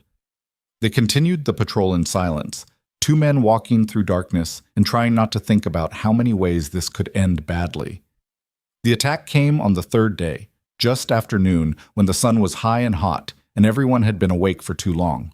Santos spotted them first, riders approaching from the southeast, kicking up dust in a long trail that said they weren't trying to hide their approach. He rang the bell 3 times fast, the signal for hostile contact, and the ranch exploded into activity. Cassian was in the barn checking supplies when the alarm sounded. He grabbed his rifle and ran for the main yard, where Marcus was already organizing the defense. Men poured from bunkhouses and corrals, taking positions behind the barriers they'd spent 3 days building. "How many?" Cassian demanded. "At least 30, Marcus replied, squinting through a spyglass. "Maybe more. They're spreading out. Looks like they're planning to surround us." "Where's Serena?" "Main house. Garrett's with her." That was something, at least. Cassian moved to the front line, where a barricade of overturned wagons and stacked timber provided cover facing the main road. His men were already in position, rifles ready, expressions tight, with the particular fear that came right before violence started. The riders came within 100 yards and stopped, fanning out in a loose semicircle that cut off the southern and eastern approaches. Cassian counted quickly, 32 men, all armed, several of them carrying torches despite the bright afternoon sun. Vane rode at the center of the formation, his gray horse stamping nervously. He was dressed for business again, though he'd traded his expensive suit for something more practical. A rifle rested across his saddle, and his face wore the expression of a man who'd run out of patience for negotiations. "Mercer!" His voice carried across the distance, amplified by rage barely held in check. "Your time's up! Send out the girl or we'll come in and get her!" Cassian stepped out from behind the barricade, rifle in hand but pointed at the ground. Not threatening, but not backing down either. "I told you what would happen if you came back uninvited. Last chance to leave before people start dying. You're outnumbered and outgunned. You think your ranch hands can stand against men who actually know how to fight?" Vane gestured to his riders, several of whom looked like professional enforcers rather than simple ranch workers. "This is your last chance, Mercer. Give me the girl and maybe I'll let you keep your ranch. Otherwise, we burn it all down and take her anyway. Come try 'em." The words hung in the air like a death sentence. Vane's face darkened, and Cassian could see the calculation happening behind his eyes. The trafficker had probably expected fear, maybe a last-minute cave to avoid bloodshed. Instead, he was facing a wealthy rancher who seemed perfectly willing to turn this into a war. "You're making a mistake," Vane said, his voice dropping to something colder, more dangerous. "You have no idea who you're dealing with. The connections I have, the people who owe me favors—" "Don't care," Cassian cut him off. "Last time I'm saying this, get off my land or I'll put you in the ground." For one long moment, everything balanced on a knife's edge. The two groups of men faced each other across 100 yards of dust and scrub, fingers on triggers, waiting for someone to make the choice that would turn this from standoff to slaughter. Then one of Vane's men, young and nervous and probably eager to prove himself, fired his rifle into the air like some kind of signal. Everything went to hell. The Mercer hands opened fire instantly, a ragged volley that ripped through Vane's formation. 2 men went down immediately, one screaming and clutching his leg, the other silent and still. Horses reared and bolted, turning the organized assault into chaos. Vane's men returned fire, bullets slamming into the barricades and kicking up fountains of splinters. Cassian dropped behind cover as a round whined past his head, close enough to feel the displaced air. Around him, his men were working rifles and revolvers with the desperation of people who knew they were fighting for their lives. "Hold the line!" Marcus was shouting, moving behind the barricade and squeezing off shots with the efficiency of someone who'd done this before. "Make every shot count!" Cassian sighted down his rifle at a man trying to flank their position and squeezed the trigger. The recoil kicked against his shoulder, and the man went down hard, his horse continuing without him. No time to think about whether he'd killed someone. Another rider was already taking his place, firing a revolver wildly in their direction. The battle fragmented into individual duels and desperate exchanges. Vane's men had numbers, but the Mercer hands had cover and familiarity with the terrain. The barricades absorbed punishment that would have cut down unprotected defenders, and the overlapping fields of fire that Garrett had planned turned the approach into a killing ground. But Vane's men weren't giving up. They spread out, using their numbers to probe for weaknesses in the defense. A group of 5 riders broke away from the main force, circling toward the eastern fence line where the fortifications were lighter. "Santos!" Cassian shouted. "East side! Don't let them flank us!" The older cowboy was already moving, taking 3 men with him to reinforce that position. They caught the flanking group in a crossfire that emptied 2 saddles immediately. The others retreated, regrouping with the main force. Through the smoke and chaos, Cassian caught glimpses of Vane still on his gray horse, staying back from the fighting, but directing his men with sharp gestures. The trafficker was smart enough not to risk himself in the opening assault, letting his hired guns test the defenses first, which meant this was just the probe. The real attack was still coming. A bullet cracked against the wagon wheel inches from Cassian's head, and he ducked instinctively. When he looked up again, one of Vane's men was charging the barricade on horseback, a torch in one hand and a revolver in the other. The crazy bastard was going to try to jump the barrier and set something on fire from the inside. Cassian tracked him with his rifle, leading the target the way his father had taught him decades ago. He squeezed the trigger just as the horse launched itself over the barricade. The rider jerked backward, the torch flying from his hand to land harmlessly in open dirt. Horse and body crashed down on the wrong side of the barrier, and Tommy Chen was there instantly, making sure the man wouldn't get back up. The exchange of gunfire continued for what felt like hours, but was probably closer to 10 minutes. Casualties mounted on both sides.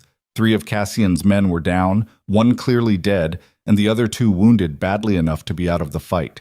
Vane had lost at least 6, maybe more, bodies scattered across the approach like discarded toys. Then, as suddenly as it had started, the shooting stopped. Vane's men pulled back, withdrawing to their original positions but staying mounted and ready. Cassian kept his rifle up, expecting a renewed assault.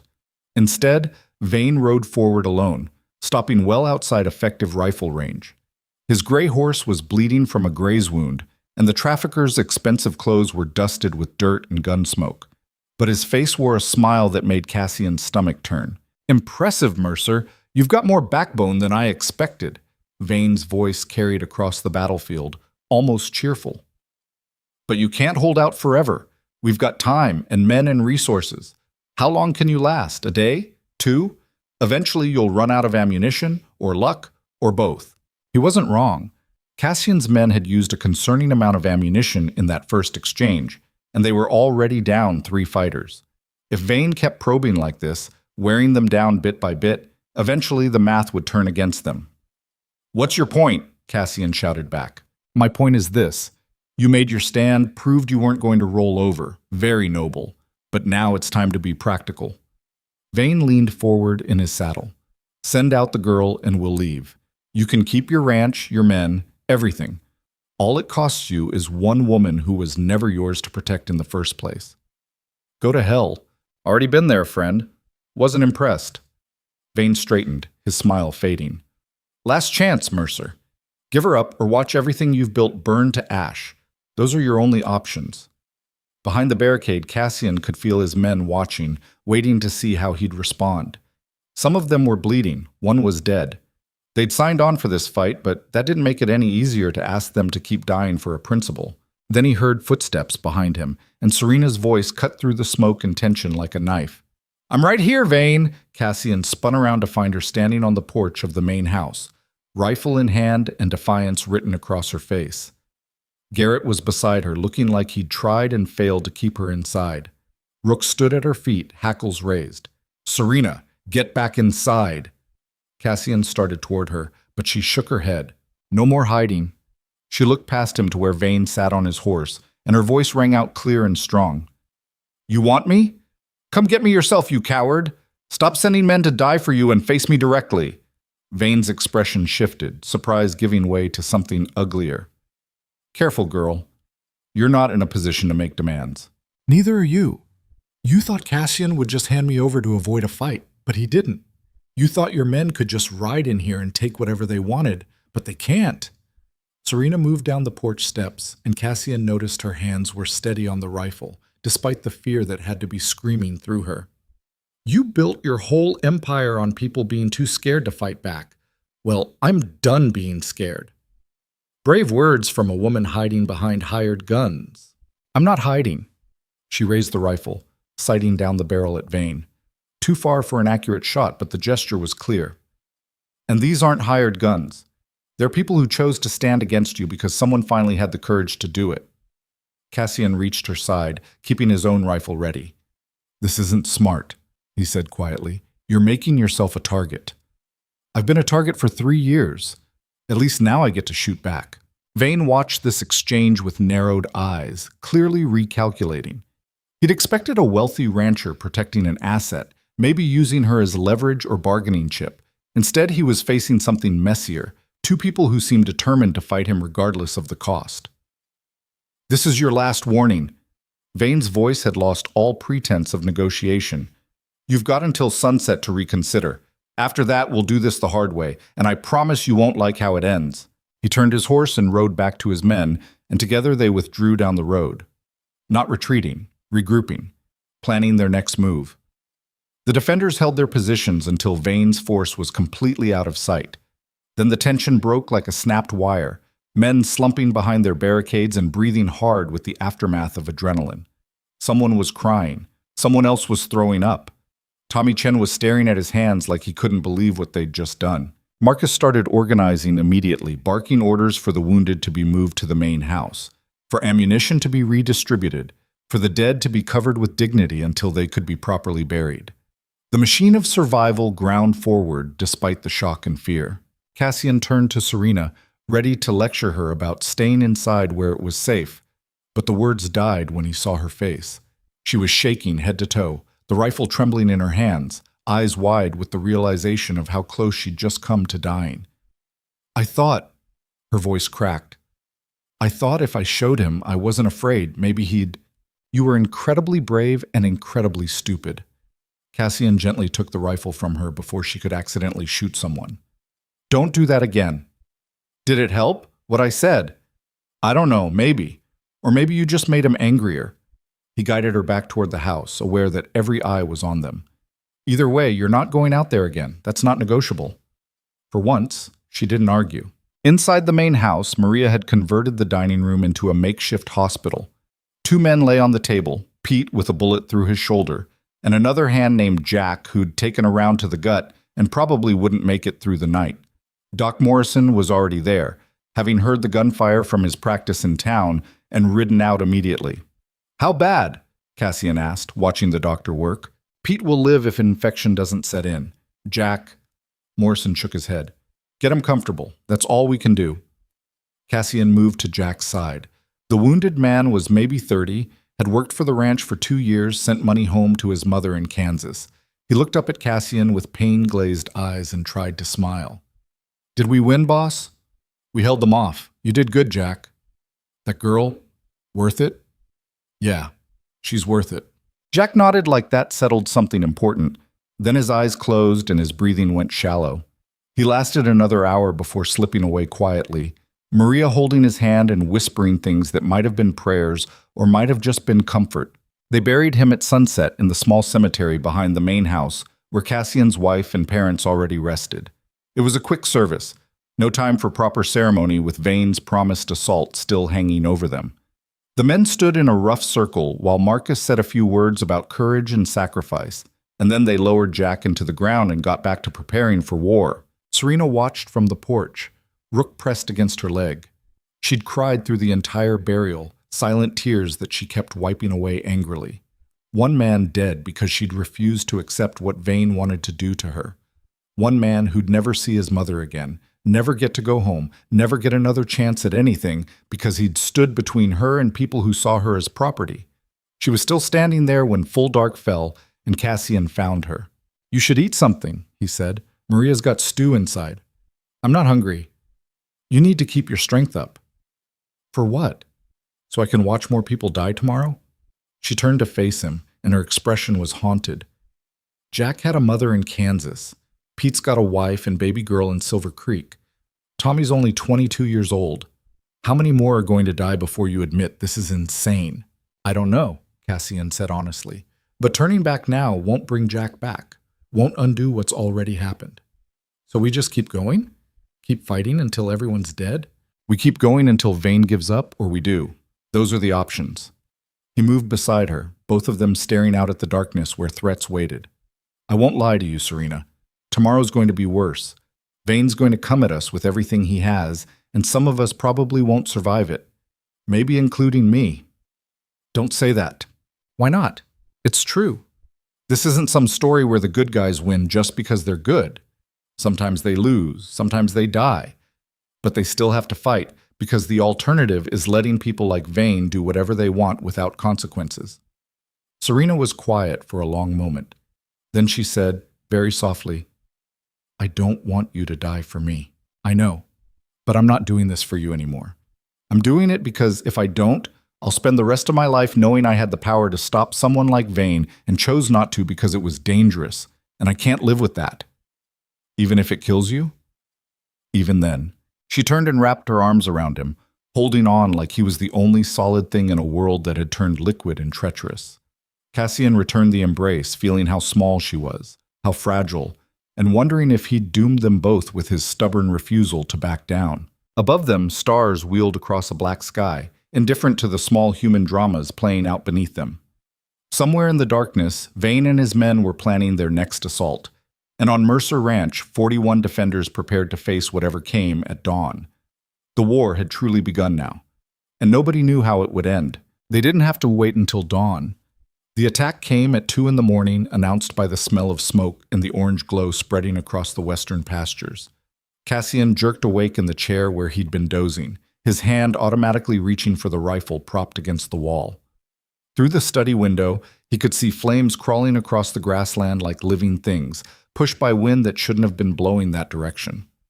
Vane had set the valley on fire. The alarm bell started ringing before Cassian made it downstairs, Marcus's voice cutting through the chaos with orders that barely rose above the roar of panic. Men were scrambling from the bunkhouses, some half-dressed, all of them armed and terrified in equal measure. The smell of burning grass was already thick enough to choke on. "Boss!" Marcus caught him at the base of the stairs.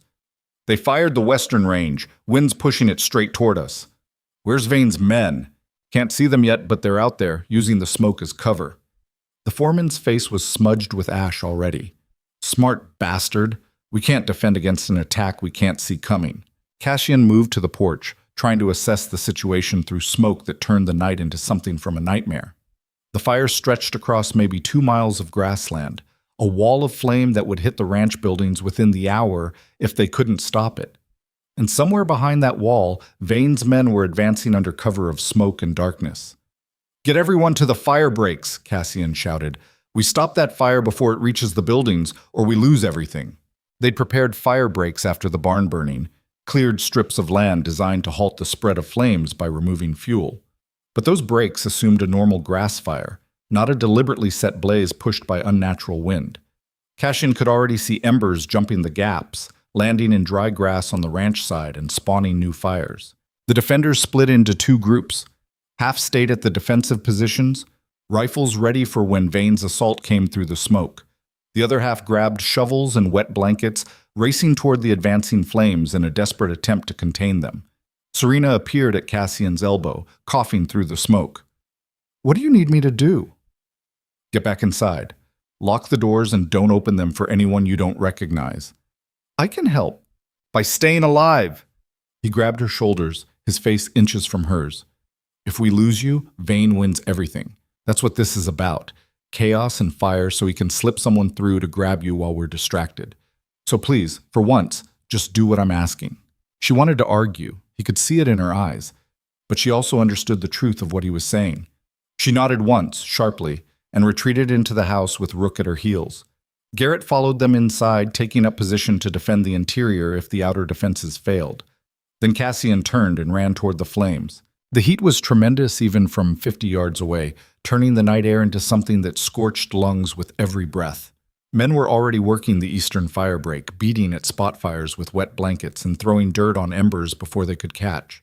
The main wall of flame advanced steadily, consuming 3 years of drought-dried grass with the appetite of something that had been starving. Santos appeared through the smoke, his face blackened and his shirt smoking from where an ember had landed on him. "Boss, the break's not going to hold on the south side. Fire's jumping too fast." "Then we make a bigger break. Get every man not on rifle duty and start digging. Clear everything combustible for another 20 feet. It was desperate work done in conditions that bordered on suicidal. Men dug trenches and hauled water from the wells, throwing it uselessly at flames that laughed at such small gestures. The smoke was so thick that visibility dropped to a few feet, turning the battlefield into a maze where you couldn't see your own hands clearly. That's when Vane's men struck. The first indication was gunfire from the northern defensive line, muzzle flashes cutting through the smoke like lightning. Cassian spun toward the sound, just as Marcus's voice rose in a shout that was half warning, half battle cry. "Contact north! They're coming through!" Cassian ran back toward the barricades, trying to process combat on 2 fronts simultaneously. The fire continued its advance behind him, but if Vane's men breached the defenses, fire would be the least of their problems. He reached the northern line to find it already locked in desperate fighting. Vane's men were using the smoke perfectly, appearing like ghosts to fire a few shots before vanishing back into the haze. The defenders were shooting at shadows and sounds, wasting ammunition on targets that mostly weren't there. It was guerrilla warfare at its ugliest, designed to sow confusion and fear. Then a group of riders materialized from the smoke at full gallop, charging the barricade in a coordinated assault that spoke of military training. There were maybe 8 of them, firing revolvers and rifles from horseback, screaming like demons. They hit the defensive line like a hammer, jumping barriers and forcing hand-to-hand combat in spaces too close for rifles. Cassian shot the lead rider as he vaulted the barricade, the man's momentum carrying his corpse into Tommy Chen and knocking the young cowboy down. Another attacker swung a rifle like a club, catching one of the Mercer hands across the face hard enough to shatter bone. The defender went down and didn't move. Pure chaos for 30 seconds. Men grappling in smoke-choked darkness, knives and gun butts and desperate fists. Cassian blocked a knife thrust aimed at his ribs, twisted the attacker's wrist until something snapped, and shoved him backward into someone else. A gunshot deafened him, muzzle flash burning his vision, and when he could see again there was a body at his feet that might have been friend or enemy. Then Marcus was there with a shotgun, firing both barrels into the mass of attackers at point-blank range. The double blast cleared space instantly, and suddenly the assault broke. The surviving attackers retreated back into the smoke, leaving 4 of their own dead or dying behind the barricade. "Reload!" Marcus was shouting, his voice raw. "Watch for a second wave!" But the second wave didn't come. Instead, more gunfire erupted from the eastern defensive line, then the southern. Vane was hitting them everywhere at once, probing for weaknesses, trying to spread their forces too thin to effectively defend anything. "He's trying to overwhelm us," Tommy shouted, blood streaming from a cut above his eye. "We can't be everywhere." He was right. They were 41 defenders trying to protect a perimeter designed for twice that number, while also fighting a fire that threatened to consume everything regardless of who won the battle. The math was turning against them, exactly as Vane had planned. Cassian made a decision that felt like cutting off his own arm. "Pull back! Everyone fall back to the inner perimeter." "Boss, if we give up the outer defenses," Marcus started. "We can't hold them. We're spread too thin and that fire's about to hit the buildings anyway." Cassian fired twice more into the smoke, not sure if he hit anything. "Concentrate everyone around the main house and bunkhouses. Make them fight through hell to reach us." It went against every instinct to give up ground they'd worked so hard to fortify. But fighting for territory they couldn't defend would just get more of his people killed. Better to consolidate, make Vane pay in blood for every foot he advanced, and protect what actually mattered. The withdrawal happened in stages, men pulling back from defensive positions while covering each other's retreat. It was messy and dangerous, the kind of maneuver that could turn into a rout if panic took hold. But Marcus kept them organized, and somehow they made it back to the tighter defensive ring around the core ranch buildings without losing anyone else. The fire reached the outer buildings 10 minutes later. The old storage barn that hadn't burned in the first attack went up like tinder, flames climbing toward the night sky in a pillar of light and heat. One of the equipment sheds followed, then another barn they'd been using for hay storage. The explosions when the stored fuel caught threw burning debris in all directions, starting new fires that threatened the main structures. "Wet down the roofs!" Cassian was everywhere at once, directing men to soak the remaining buildings with well water while others maintained defensive positions. "Don't let those embers catch!" It became a surreal dance of fire and violence, men switching between fighting flames and fighting Vane's assaults without pause. The attackers kept coming in small groups, hitting hard and fast before withdrawing, never giving the defenders a moment to rest or organize. It was exhausting warfare designed to break them through attrition rather than direct confrontation. Somewhere around 4 a.m, during a brief lull in the attacks, Cassian found himself standing in front of the main house with Santos. Both men were covered in soot and ash, their clothes scorched, hands blistered from fire and fighting. The older cowboy was bleeding from a shallow cut across his forearm, though he didn't seem to notice. "We can't keep this up much longer," Santos said quietly. "Men are exhausted. We're running low on ammunition, and that fire's still burning." "I know." "So what's the plan, boss? Because right now it feels like we're just waiting to die." Cassian didn't have a good answer.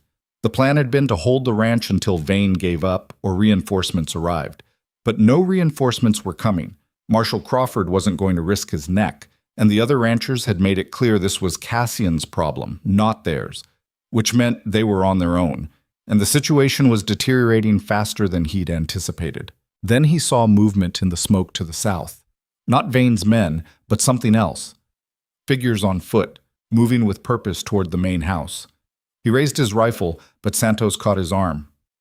"Wait, those aren't attackers." The figures emerged from the smoke, and Cassian felt something cold settle in his stomach. They were women. 5 of them, ragged and terrified, stumbling toward the ranch buildings like refugees fleeing a war zone. One was bleeding, another was barefoot. All of them looked like they'd been to hell and barely made it back. "Who the hell?" Cassian started. Then the lead woman looked up, and Cassian recognized the hollow expression he'd seen on Serena's face when she first woke up in his guest room. These weren't random refugees. These were more of Vane's victims, either escaped or released deliberately as part of whatever game he was playing. The women reached the defensive perimeter, and Tommy Chen helped them through the barricade. They collapsed immediately, too exhausted or traumatized to stand. Maria appeared from somewhere, taking charge with the efficiency of someone who'd seen too much suffering to be shocked by more of it. "What happened?" Maria asked the lead woman gently. "Where did you come from?" "Vane's camp." The woman's voice was hoarse, damaged. "He let us go. Said to tell Mercer that he'll keep sending us one by one until he gets back what's his." "He's using them as distractions," Santos said grimly. "While we're dealing with refugees, his men can move into position." He was right. Even now, Cassian could see more figures moving in the smoke. These ones carrying rifles and moving with the careful precision of trained fighters. Vane had bought himself cover using women he'd kept as prisoners, and there wasn't a damn thing Cassian could do about it except watch his defensive perimeter collapse. "Get them inside," Cassian ordered. "Maria, take them to the kitchen. Give them water and whatever else they need." "Boss, this could be a trick," Marcus warned. "They could be working with Vane." "Look at them, Marcus. They're half dead." Cassian watched as Maria helped the women toward the house. Vane's evil, not stupid. He wouldn't waste assets this damaged on a trick when he could just attack directly. But doubt gnawed at him anyway. What if one of them was carrying a weapon? What if they'd been sent to open the doors from inside while everyone was distracted? There were too many variables, too many ways this could go catastrophically wrong. The attack resumed before he could process further. This time it came from all sides simultaneously, a coordinated assault that suggested Vane had finally committed everything he had. Gunfire erupted from 3 directions, and suddenly the inner perimeter was under siege from forces that outnumbered them 2-1. Cassian found himself fighting alongside men whose names he barely knew, all of them united by the desperate knowledge that losing meant death. A bullet cracked past his head close enough to part his hair. He returned fire blindly into the smoke, heard someone scream, couldn't tell if it was friend or enemy. The defensive line bent under the assault, but somehow held. Men he'd written off as soft ranch workers fought like cornered animals, discovering reserves of courage they probably didn't know they possessed. Tommy Chen took a bullet through his leg, but kept firing from behind the barricade, his face twisted with pain and determination. Santos ran out of rifle ammunition and switched to a revolver, making every shot count with the precision of someone who'd grown up in harder times than these. And through it all, the fire continued burning, consuming the western range and advancing steadily toward what remained of the ranch buildings. They were caught between flames and violence, with no good options and time running out. Then Cassian heard something that made his blood freeze, Rook barking from inside the main house. Not his normal alert bark, but something frantic, terrified. The sound of a dog who'd found an intruder. "The house!" Cassian spun away from the defensive line. "Vane's inside!" He didn't wait for backup, just ran toward the main entrance with his rifle up and his heart hammering. The door was still locked from the inside. How had someone gotten through? Unless one of those refugee women had opened it, either through coercion or because she was working with Vane after all. Cassian kicked the door open and plunged into smoke-filled darkness. The interior of the house was chaos, furniture overturned, the smell of gunpowder mixing with smoke from outside. Rook's barking came from upstairs, mixed with the sound of breaking glass and a woman's scream. Serena. He took the stairs 3 at a time, emerging into the second-floor hallway just as a man came crashing through one of the bedroom doors. The man was big, heavily armed, and moving with purpose toward the room where Serena had been staying. Garrett appeared behind him, blood streaming from a head wound, trying desperately to stop the intruder before he reached his target. Cassian didn't hesitate. He fired his rifle from the hip, the shot going wild but close enough to make the intruder dive for cover. That gave Garrett time to tackle him, and suddenly both men were grappling on the floor in a tangle of limbs and violence. More footsteps on the stairs behind Cassian. He spun, rifle empty, reaching for his revolver. 2 more of Vane's men were coming up fast, and there was no time to reload. He fired the revolver twice, hitting one in the shoulder and missing the other completely. The uninjured man returned fire, and Cassian felt something hot tear across his ribs. He stumbled backward, crashed into the wall, kept firing. The wounded man went down. The other one was still coming, and Cassian's revolver clicked empty. He threw it at the attacker's face in a last desperate gesture, then braced himself for the bullet that would end this. The shot came, but not from the direction he expected. Serena stood at the end of the hallway, the rifle Garrett had given her smoking in her hands.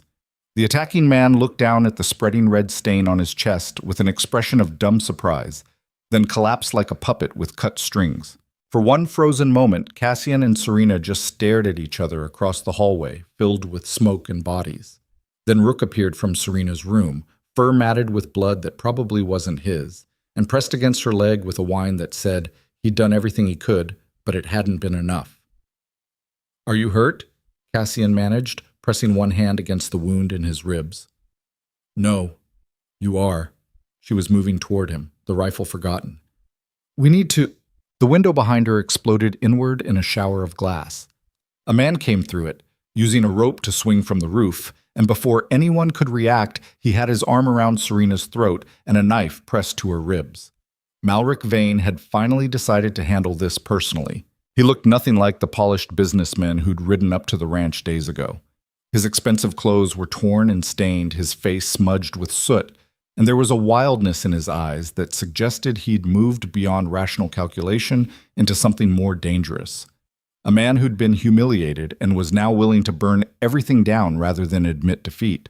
"Drop the gun, Mercer," Vane said calmly, the knife point dimpling Serena's skin. "Or I open her up right here and let her bleed out on your expensive carpet." Cassian's rifle was still empty, his revolver somewhere on the floor. Garrett was down the hallway still fighting with the other intruder. It was just him and Vane and Serena caught between them, with no good moves left on the board. "You can't get out of here alive," Cassian said, buying time he didn't have. My men have the house surrounded. Even if you kill her, you'll never make it past them. Maybe, or maybe I just don't care anymore. Vane smiled, and it was the smile of a man who'd already lost everything that mattered and was now interested only in revenge. You humiliated me, Mercer. Cost me men, money, reputation. Everyone's going to hear about how some rich rancher stood up to me, and I couldn't do anything about it. That's bad for business. So leave. Take your remaining men and go. I won't follow. No, I don't think so. Vane pressed the knife harder, and Serena gasped as it drew blood. I think instead I'll make an example. Show everyone what happens when you interfere in my operations, starting with this girl who thinks she's worth all this trouble. She is worth it, Cassian said quietly. That's what you've never understood. She's not property or leverage or a business asset. She's a human being who deserves to be free, and I'll die before I let you take that from her. How noble. But you know what? I think you're going to die anyway. Vane shifted the knife, preparing to drive it home. Serena closed her eyes, and Cassian knew with absolute certainty that he was about to watch her die, and there was nothing he could do to stop it. Then Rook launched himself at Vane's leg with a snarl that was pure fury. The dog hit like a cannonball, 70 pounds of scarred muscle and protective rage. His teeth found flesh and bone, and Vane screamed, his grip on Serena loosening just enough for her to tear herself free. She dove to the side as the knife slashed through empty air where she'd been standing. Cassian was already moving. He closed the distance in 2 strides, catching Vane's knife hand before the man could recover. They grappled for control, crashing into the wall hard enough to crack plaster. Vane was strong and desperate, fighting with the fury of someone who'd lost everything. But Cassian was fighting for something that mattered more than pride or money or reputation. He was fighting for people who'd trusted him to keep them safe. The knife clattered to the floor. Cassian drove his fist into Vane's face once, twice, feeling cartilage crunch. The trafficker stumbled backward, blood pouring from his ruined nose, still trying to reach for the gun at his belt. Cassian kicked his legs out from under him, and Vane went down hard. "It's over," Cassian said, breathing hard. "You lost." Vane looked up at him with hatred that could burn steel. "This isn't over. I've got connections, lawyers, people who owe me favors. I'll destroy you for this. You'll shut up," Serena said quietly. She'd retrieved the rifle, and now she pointed it at Vane with hands that were rock steady, despite everything she'd been through. The man who'd kept her prisoner for 3 years, who'd treated her as property, who'd tried to kill her and everyone who'd protected her. She had him in her sights with a loaded weapon and justification to end him. "Serena," Cassian said carefully, "you don't have to, I know." Her voice was eerily calm. "I could kill him right now, and nobody would blame me. After everything he's done, everything he's taken from people, it would be justice." "It would," Cassian agreed, "but it would also change you. Killing someone in a fight is one thing. Executing them when they're helpless is something else. I know that too." She stared down at Vane, who was watching her with fear finally showing through his arrogance. "But I want him to understand something first. I want him to know that he doesn't own me, that he never did, that every girl he's taken, every life he's destroyed, were human beings, not property. And someday, somehow, people like him will pay for what they've done." She lowered the rifle slightly, and Vane's expression shifted toward relief. Then Serena smiled, cold and empty. "But that someday doesn't have to be later." She raised the rifle again, and Cassian saw her finger tighten on the trigger. In that moment, he knew she was going to shoot, knew she'd crossed whatever internal line separated victim from executioner, and he understood it, even if he couldn't condone it. The shot echoed through the hallway, deafening in the enclosed space. Vane jerked backward, a red flower blooming on his chest. He looked down at the wound with an expression of genuine surprise, like he couldn't believe this was actually happening. Then he toppled sideways and lay still, blood spreading beneath him in a dark pool. Serena lowered the rifle slowly, her face empty of expression. "He was reaching for his gun," she said flatly. "I saw him going for it. It was self-defense." Cassian looked at Vane's body. The man's hand was nowhere near his holster, but Garrett, who'd finally subdued the other intruder and now stood at the end of the hallway, nodded slowly. "That's what I saw too," the ex-soldier said. "Man went for his weapon. Miss Vale defended herself. Clean shoot." Marcus appeared at the base of the stairs, his face drawn with exhaustion. "Boss, Vane's men are pulling back. Fight's over. We won. Did we?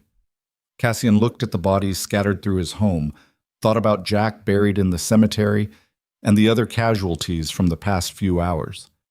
Thought about the fires still burning outside and the ranch that would take months to rebuild. What did we win exactly? We won her freedom, Marcus said simply, nodding toward Serena. We won the right to say no to men like Vane, and we survived when he thought we wouldn't.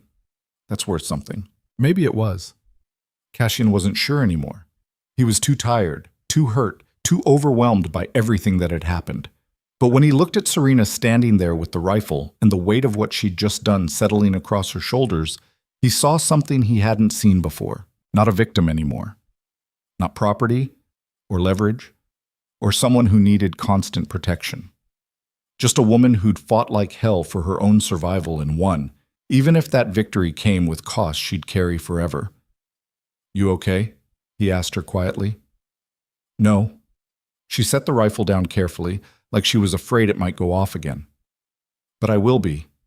Someday. Maybe. Rook pressed against her leg, whining softly. She reached down to pet him, and Cassian saw her hands were shaking now that the adrenaline was wearing off. Delayed reaction setting in, the reality of killing someone catching up with her. We need to secure the area, Garrett said, professional as always. Make sure Vane's men are actually gone and not just regrouping, and we've got wounded who need attention. Do it, Cassian said. Then to Serena, come on, let's get you cleaned up. They left the dead where they lay, there'd be time for cleanup later, and made their way downstairs. The main floor of the house looked like a war zone, which it essentially was. Furniture destroyed, bullet holes in the walls, blood staining the expensive carpet. The wealth Cassian had accumulated over the years, all of it damaged or destroyed in a single night of violence. He found he didn't care much. Outside, dawn was breaking over a transformed landscape.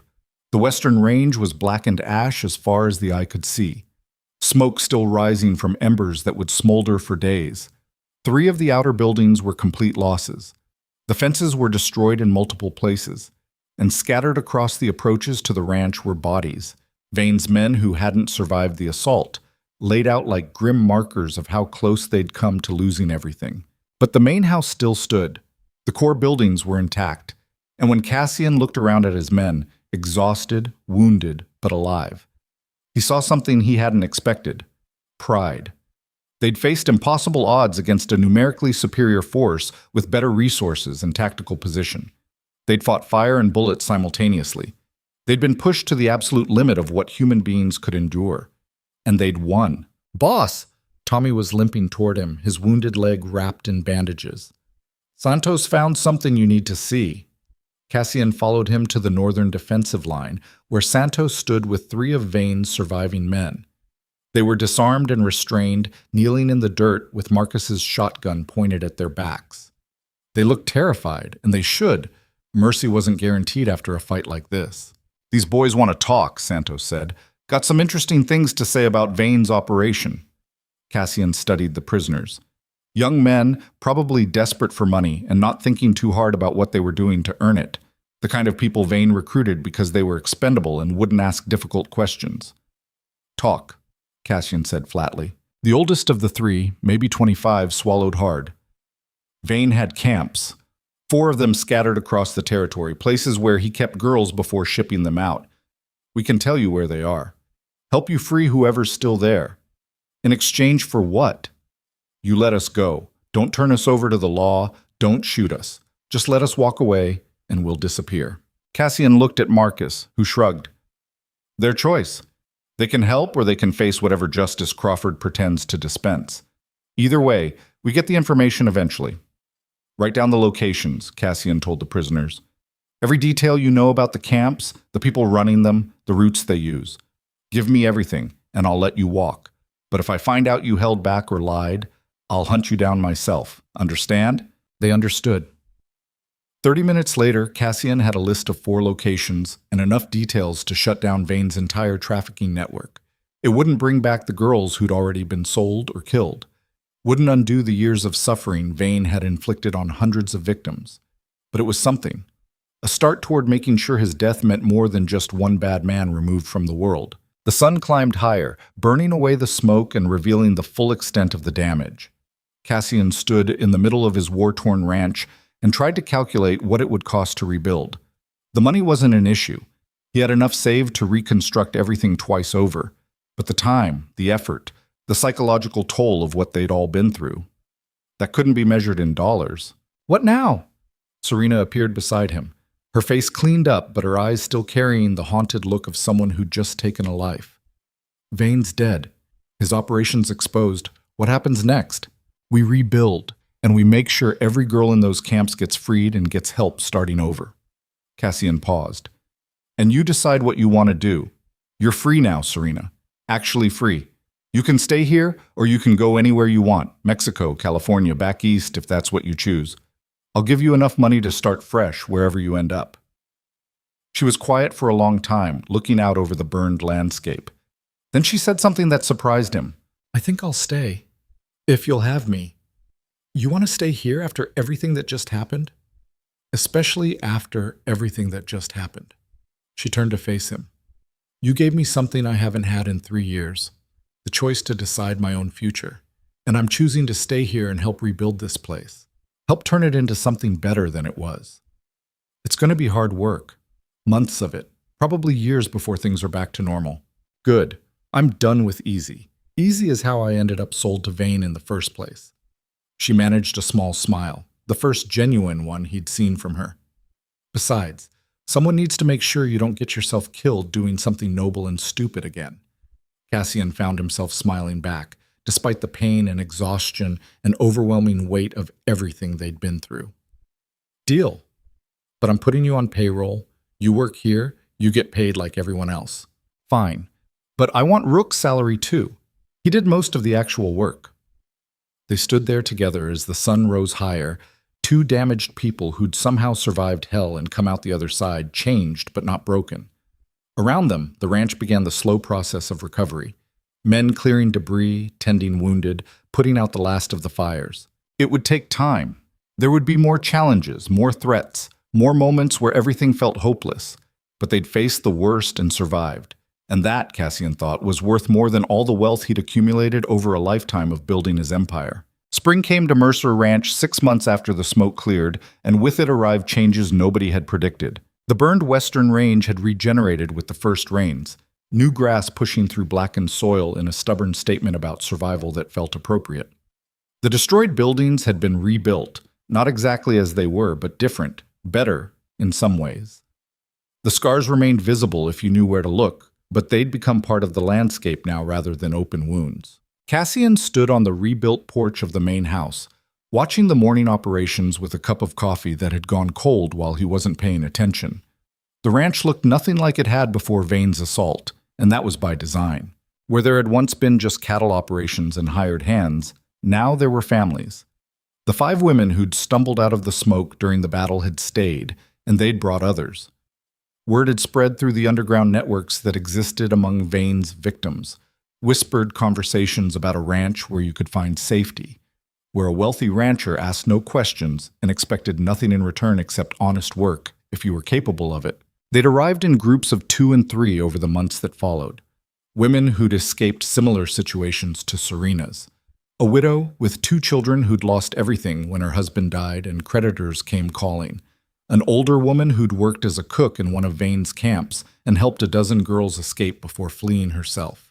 Even a few men, drifters who'd been pressed into working for trafficking operations and wanted to make amends for what they'd been part of. The ranch had absorbed them all, transforming from a cattle empire into something that resembled a community more than a business. You look like you're thinking too hard again, Serena said, appearing beside him with her own coffee. She'd changed over the 6 months too, filled out from regular meals, her face no longer carrying the gaunt desperation of someone constantly prepared to run. She wore working clothes that actually fit her now, and a revolver rested comfortably at her hip like it belonged there. Just calculating costs, Cassian admitted, feeding and housing 63 people instead of 47, the additional supply runs, the expansion of the bunkhouses. And we're still profitable, barely, but I'm not doing this for profit anymore.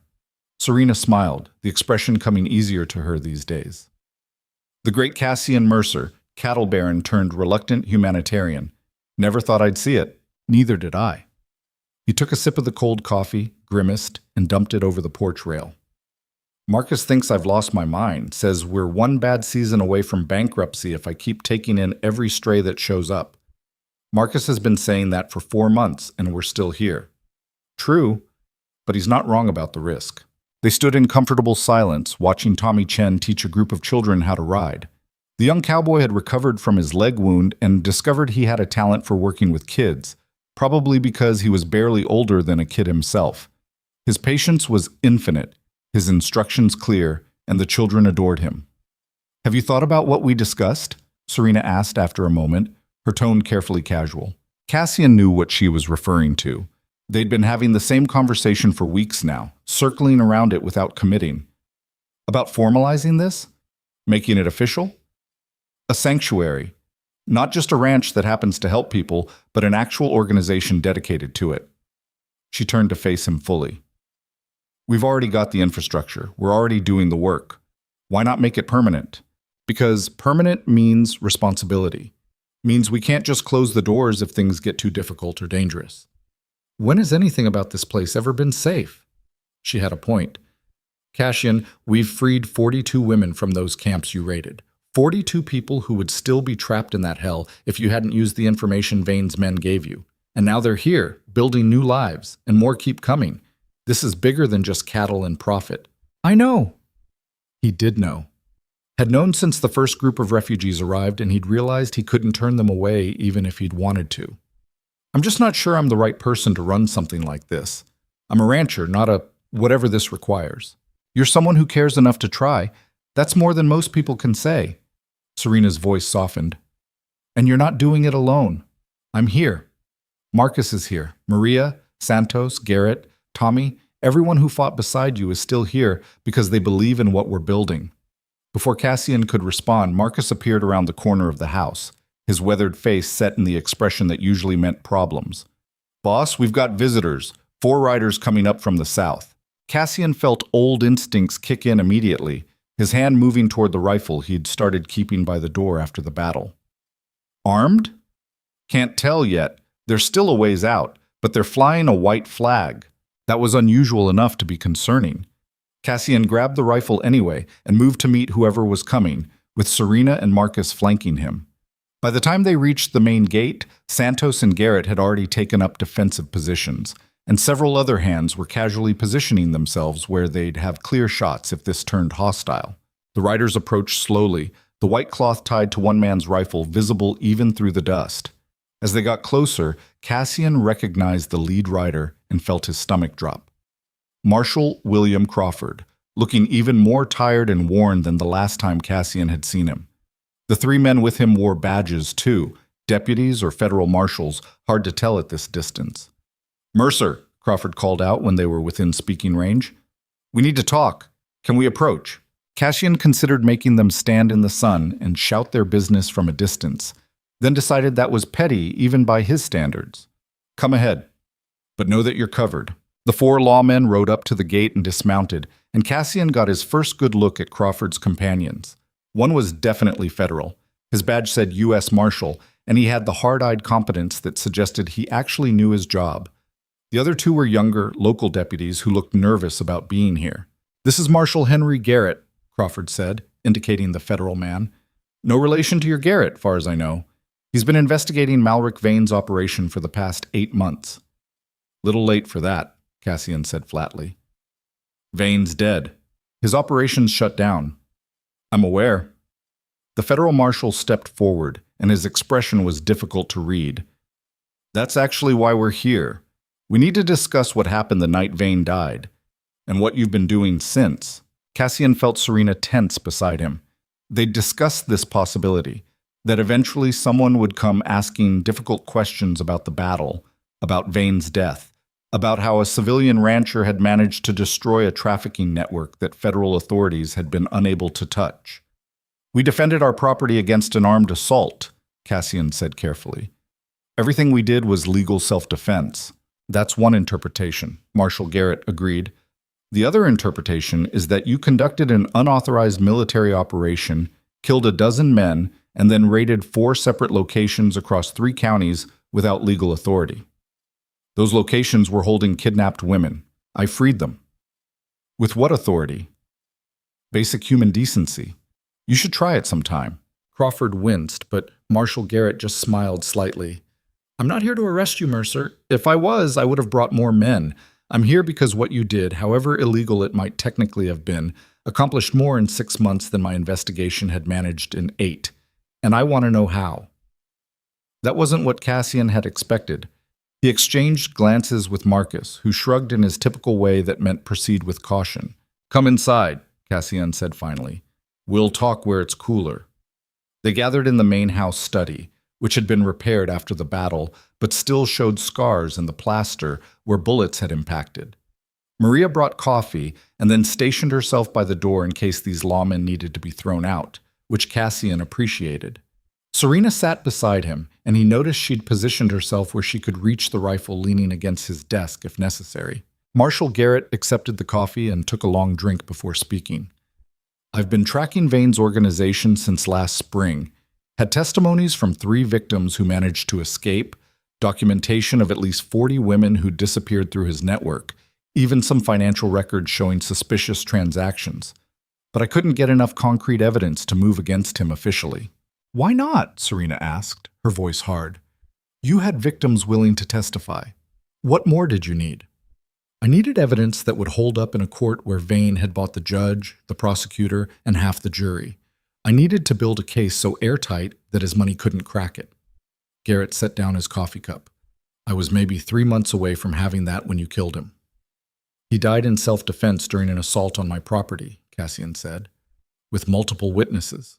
I know, I read the reports, talked to some of those witnesses too. Garrett leaned forward. Here's my problem, Mercer. Vane's death created a power vacuum. His network is collapsing, which is good, but it's also scattering his people to the wind. Associates I'd been tracking have disappeared. Evidence has been destroyed. And the trafficking business he ran, that doesn't just stop because one man dies. Someone else will try to fill that gap eventually. So what do you want from me? Information. Names of Vane's associates that you might have learned during your raids. Details about how his operation worked. Anything that can help me shut down what's left of the network before someone else takes it over. Garrett paused. And I want to discuss what you're doing here. This sanctuary you're building. Serena stiffened, but Cassian put a hand on her arm. It's not a sanctuary. It's a working ranch that happens to offer shelter to people who need it. Don't play semantic games with me. I know what you're doing, and I'm not here to stop you. The marshal's expression softened slightly. What you've built here, it's exactly what victims of trafficking need. Somewhere safe to recover, away from the people hunting them. The federal government has programs for this, but they're underfunded and overwhelmed. What you're doing fills a gap we can't. So you want a what? Give me a medal? Cassian couldn't keep the skepticism out of his voice. I want to work with you, officially. Garrett pulled out a folded document from his jacket. This is a provisional license to operate as a protected sanctuary under federal authority. It would give you legal cover for housing refugees and victims, access to some federal funding, and protection from local authorities who might object to what you're doing. Cassian stared at the document like it might explode. In exchange for what? Information sharing. If you learn something about trafficking operations, you pass it to me. If I rescue someone who needs a safe place to recover, I send them here. We coordinate instead of working at cross purposes. Garrett slid the paper across the desk. And you stop conducting unauthorized raids. That part's not negotiable. You want to help? You do it legally from now on. The room fell silent. Cassian picked up the document and scanned it, looking for the trap he knew had to be hidden in the bureaucratic language. But on the surface, it seemed legitimate. Official federal recognition of what they were already doing, with the resources and protection that came with it. I need time to think about this, Cassian said finally. Take a week. But understand, Mercer, what you're doing here has attracted attention. Not all of it friendly. If you're going to continue, you need to be smart about it. That means working within the system, not around it. After the marshals left, Cassian sat in his study, staring at the document, while Serena paced and Marcus stood by the window watching the lawmen ride away. Could be a trap, Marcus said eventually. Get you officially registered, then use that to control what you do and who you help. Could be genuine, Serena countered. Federal resources would let us help more people. And legal protection means Vane's former associates can't come after us without facing federal charges. It also means oversight. Means we can't just do what needs doing without asking permission first. Marcus turned from the window. That bother anyone else? It bothered Cassian. He'd spent 6 months operating outside the system specifically because the system had failed people like Serena. Now that same system was offering to legitimize what he'd built, but at the cost of autonomy and the ability to act quickly when action was needed. What do you think? He asked Serena. She stopped pacing and looked at him directly. I think we're already doing this work whether it's official or not. Having federal backing would let us do more of it, help more people. But it also puts a target on our backs, makes us visible to people who'd rather this kind of sanctuary didn't exist. We already have a target on our backs. Half the territory knows what happened here. True, but there's a difference between being known and being officially sanctioned. She moved to the desk, picking up the document. 6 months ago, I would have told you to burn this and keep operating in the shadows. But I've learned something since then. Sometimes you have to work within broken systems to change them. And maybe that starts with accepting help when it's offered, even if it comes with strings. That's very mature of you, Cassian said, and was rewarded with her throwing a pen at his head.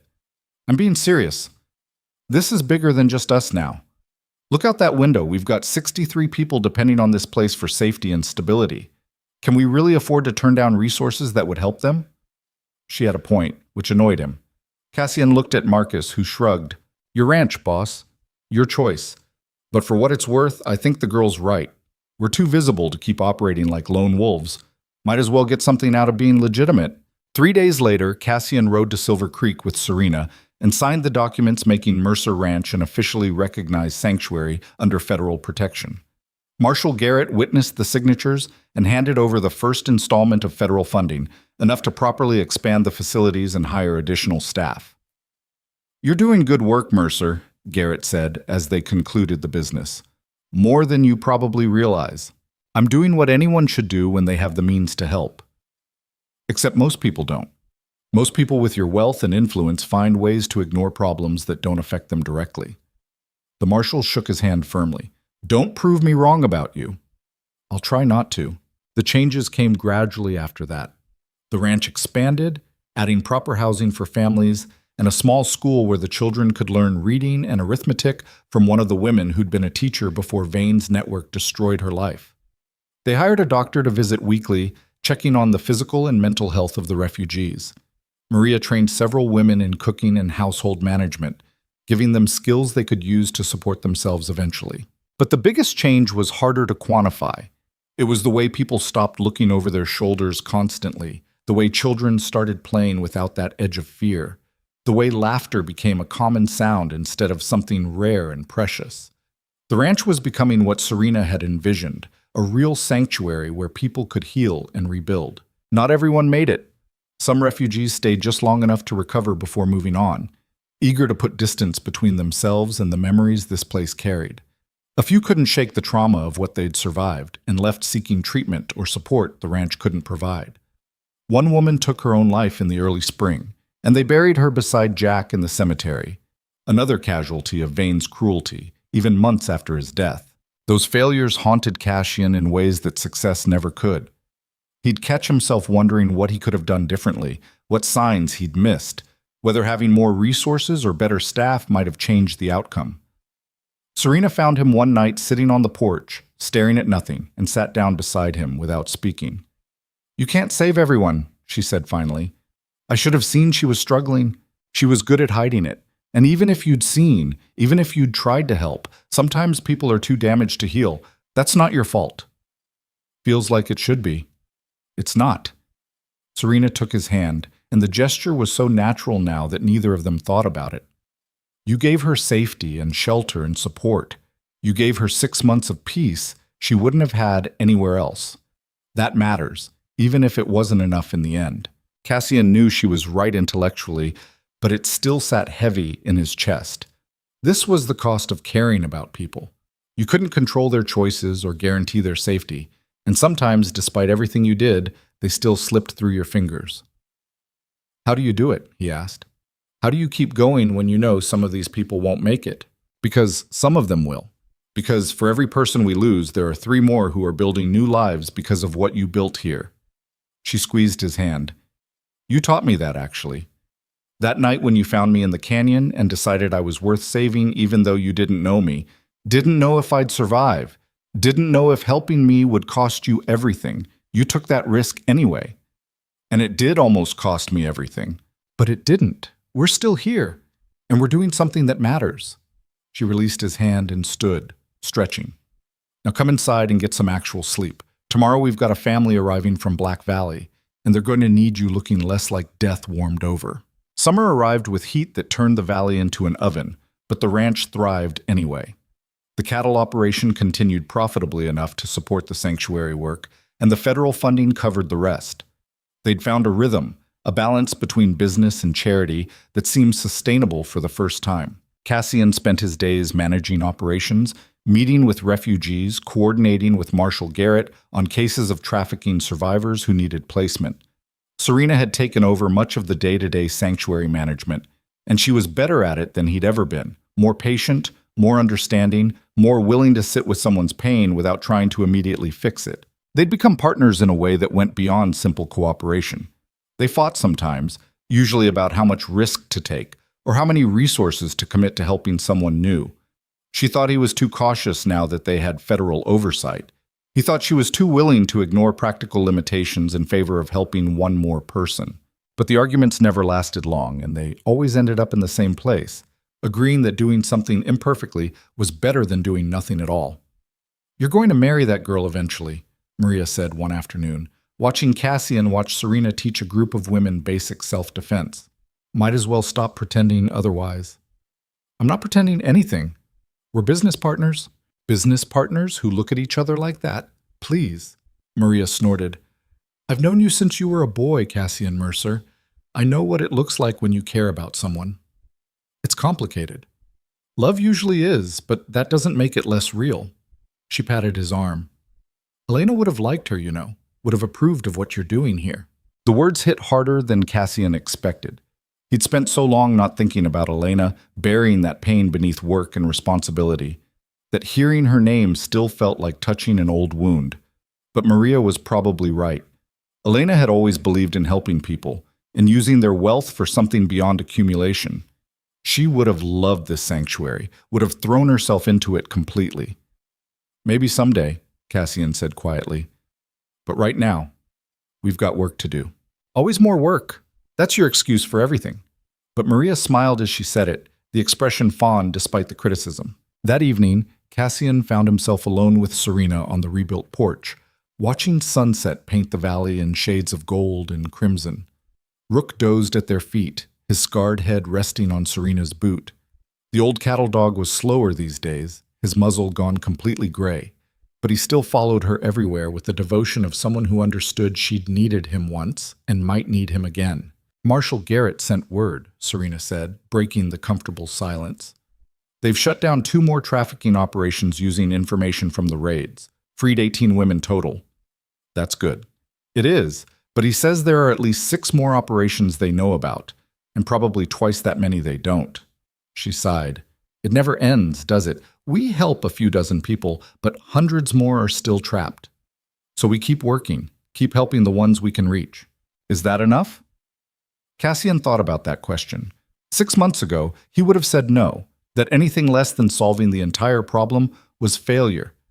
But he'd learned something in the time since the battle, something about the difference between perfect and good enough.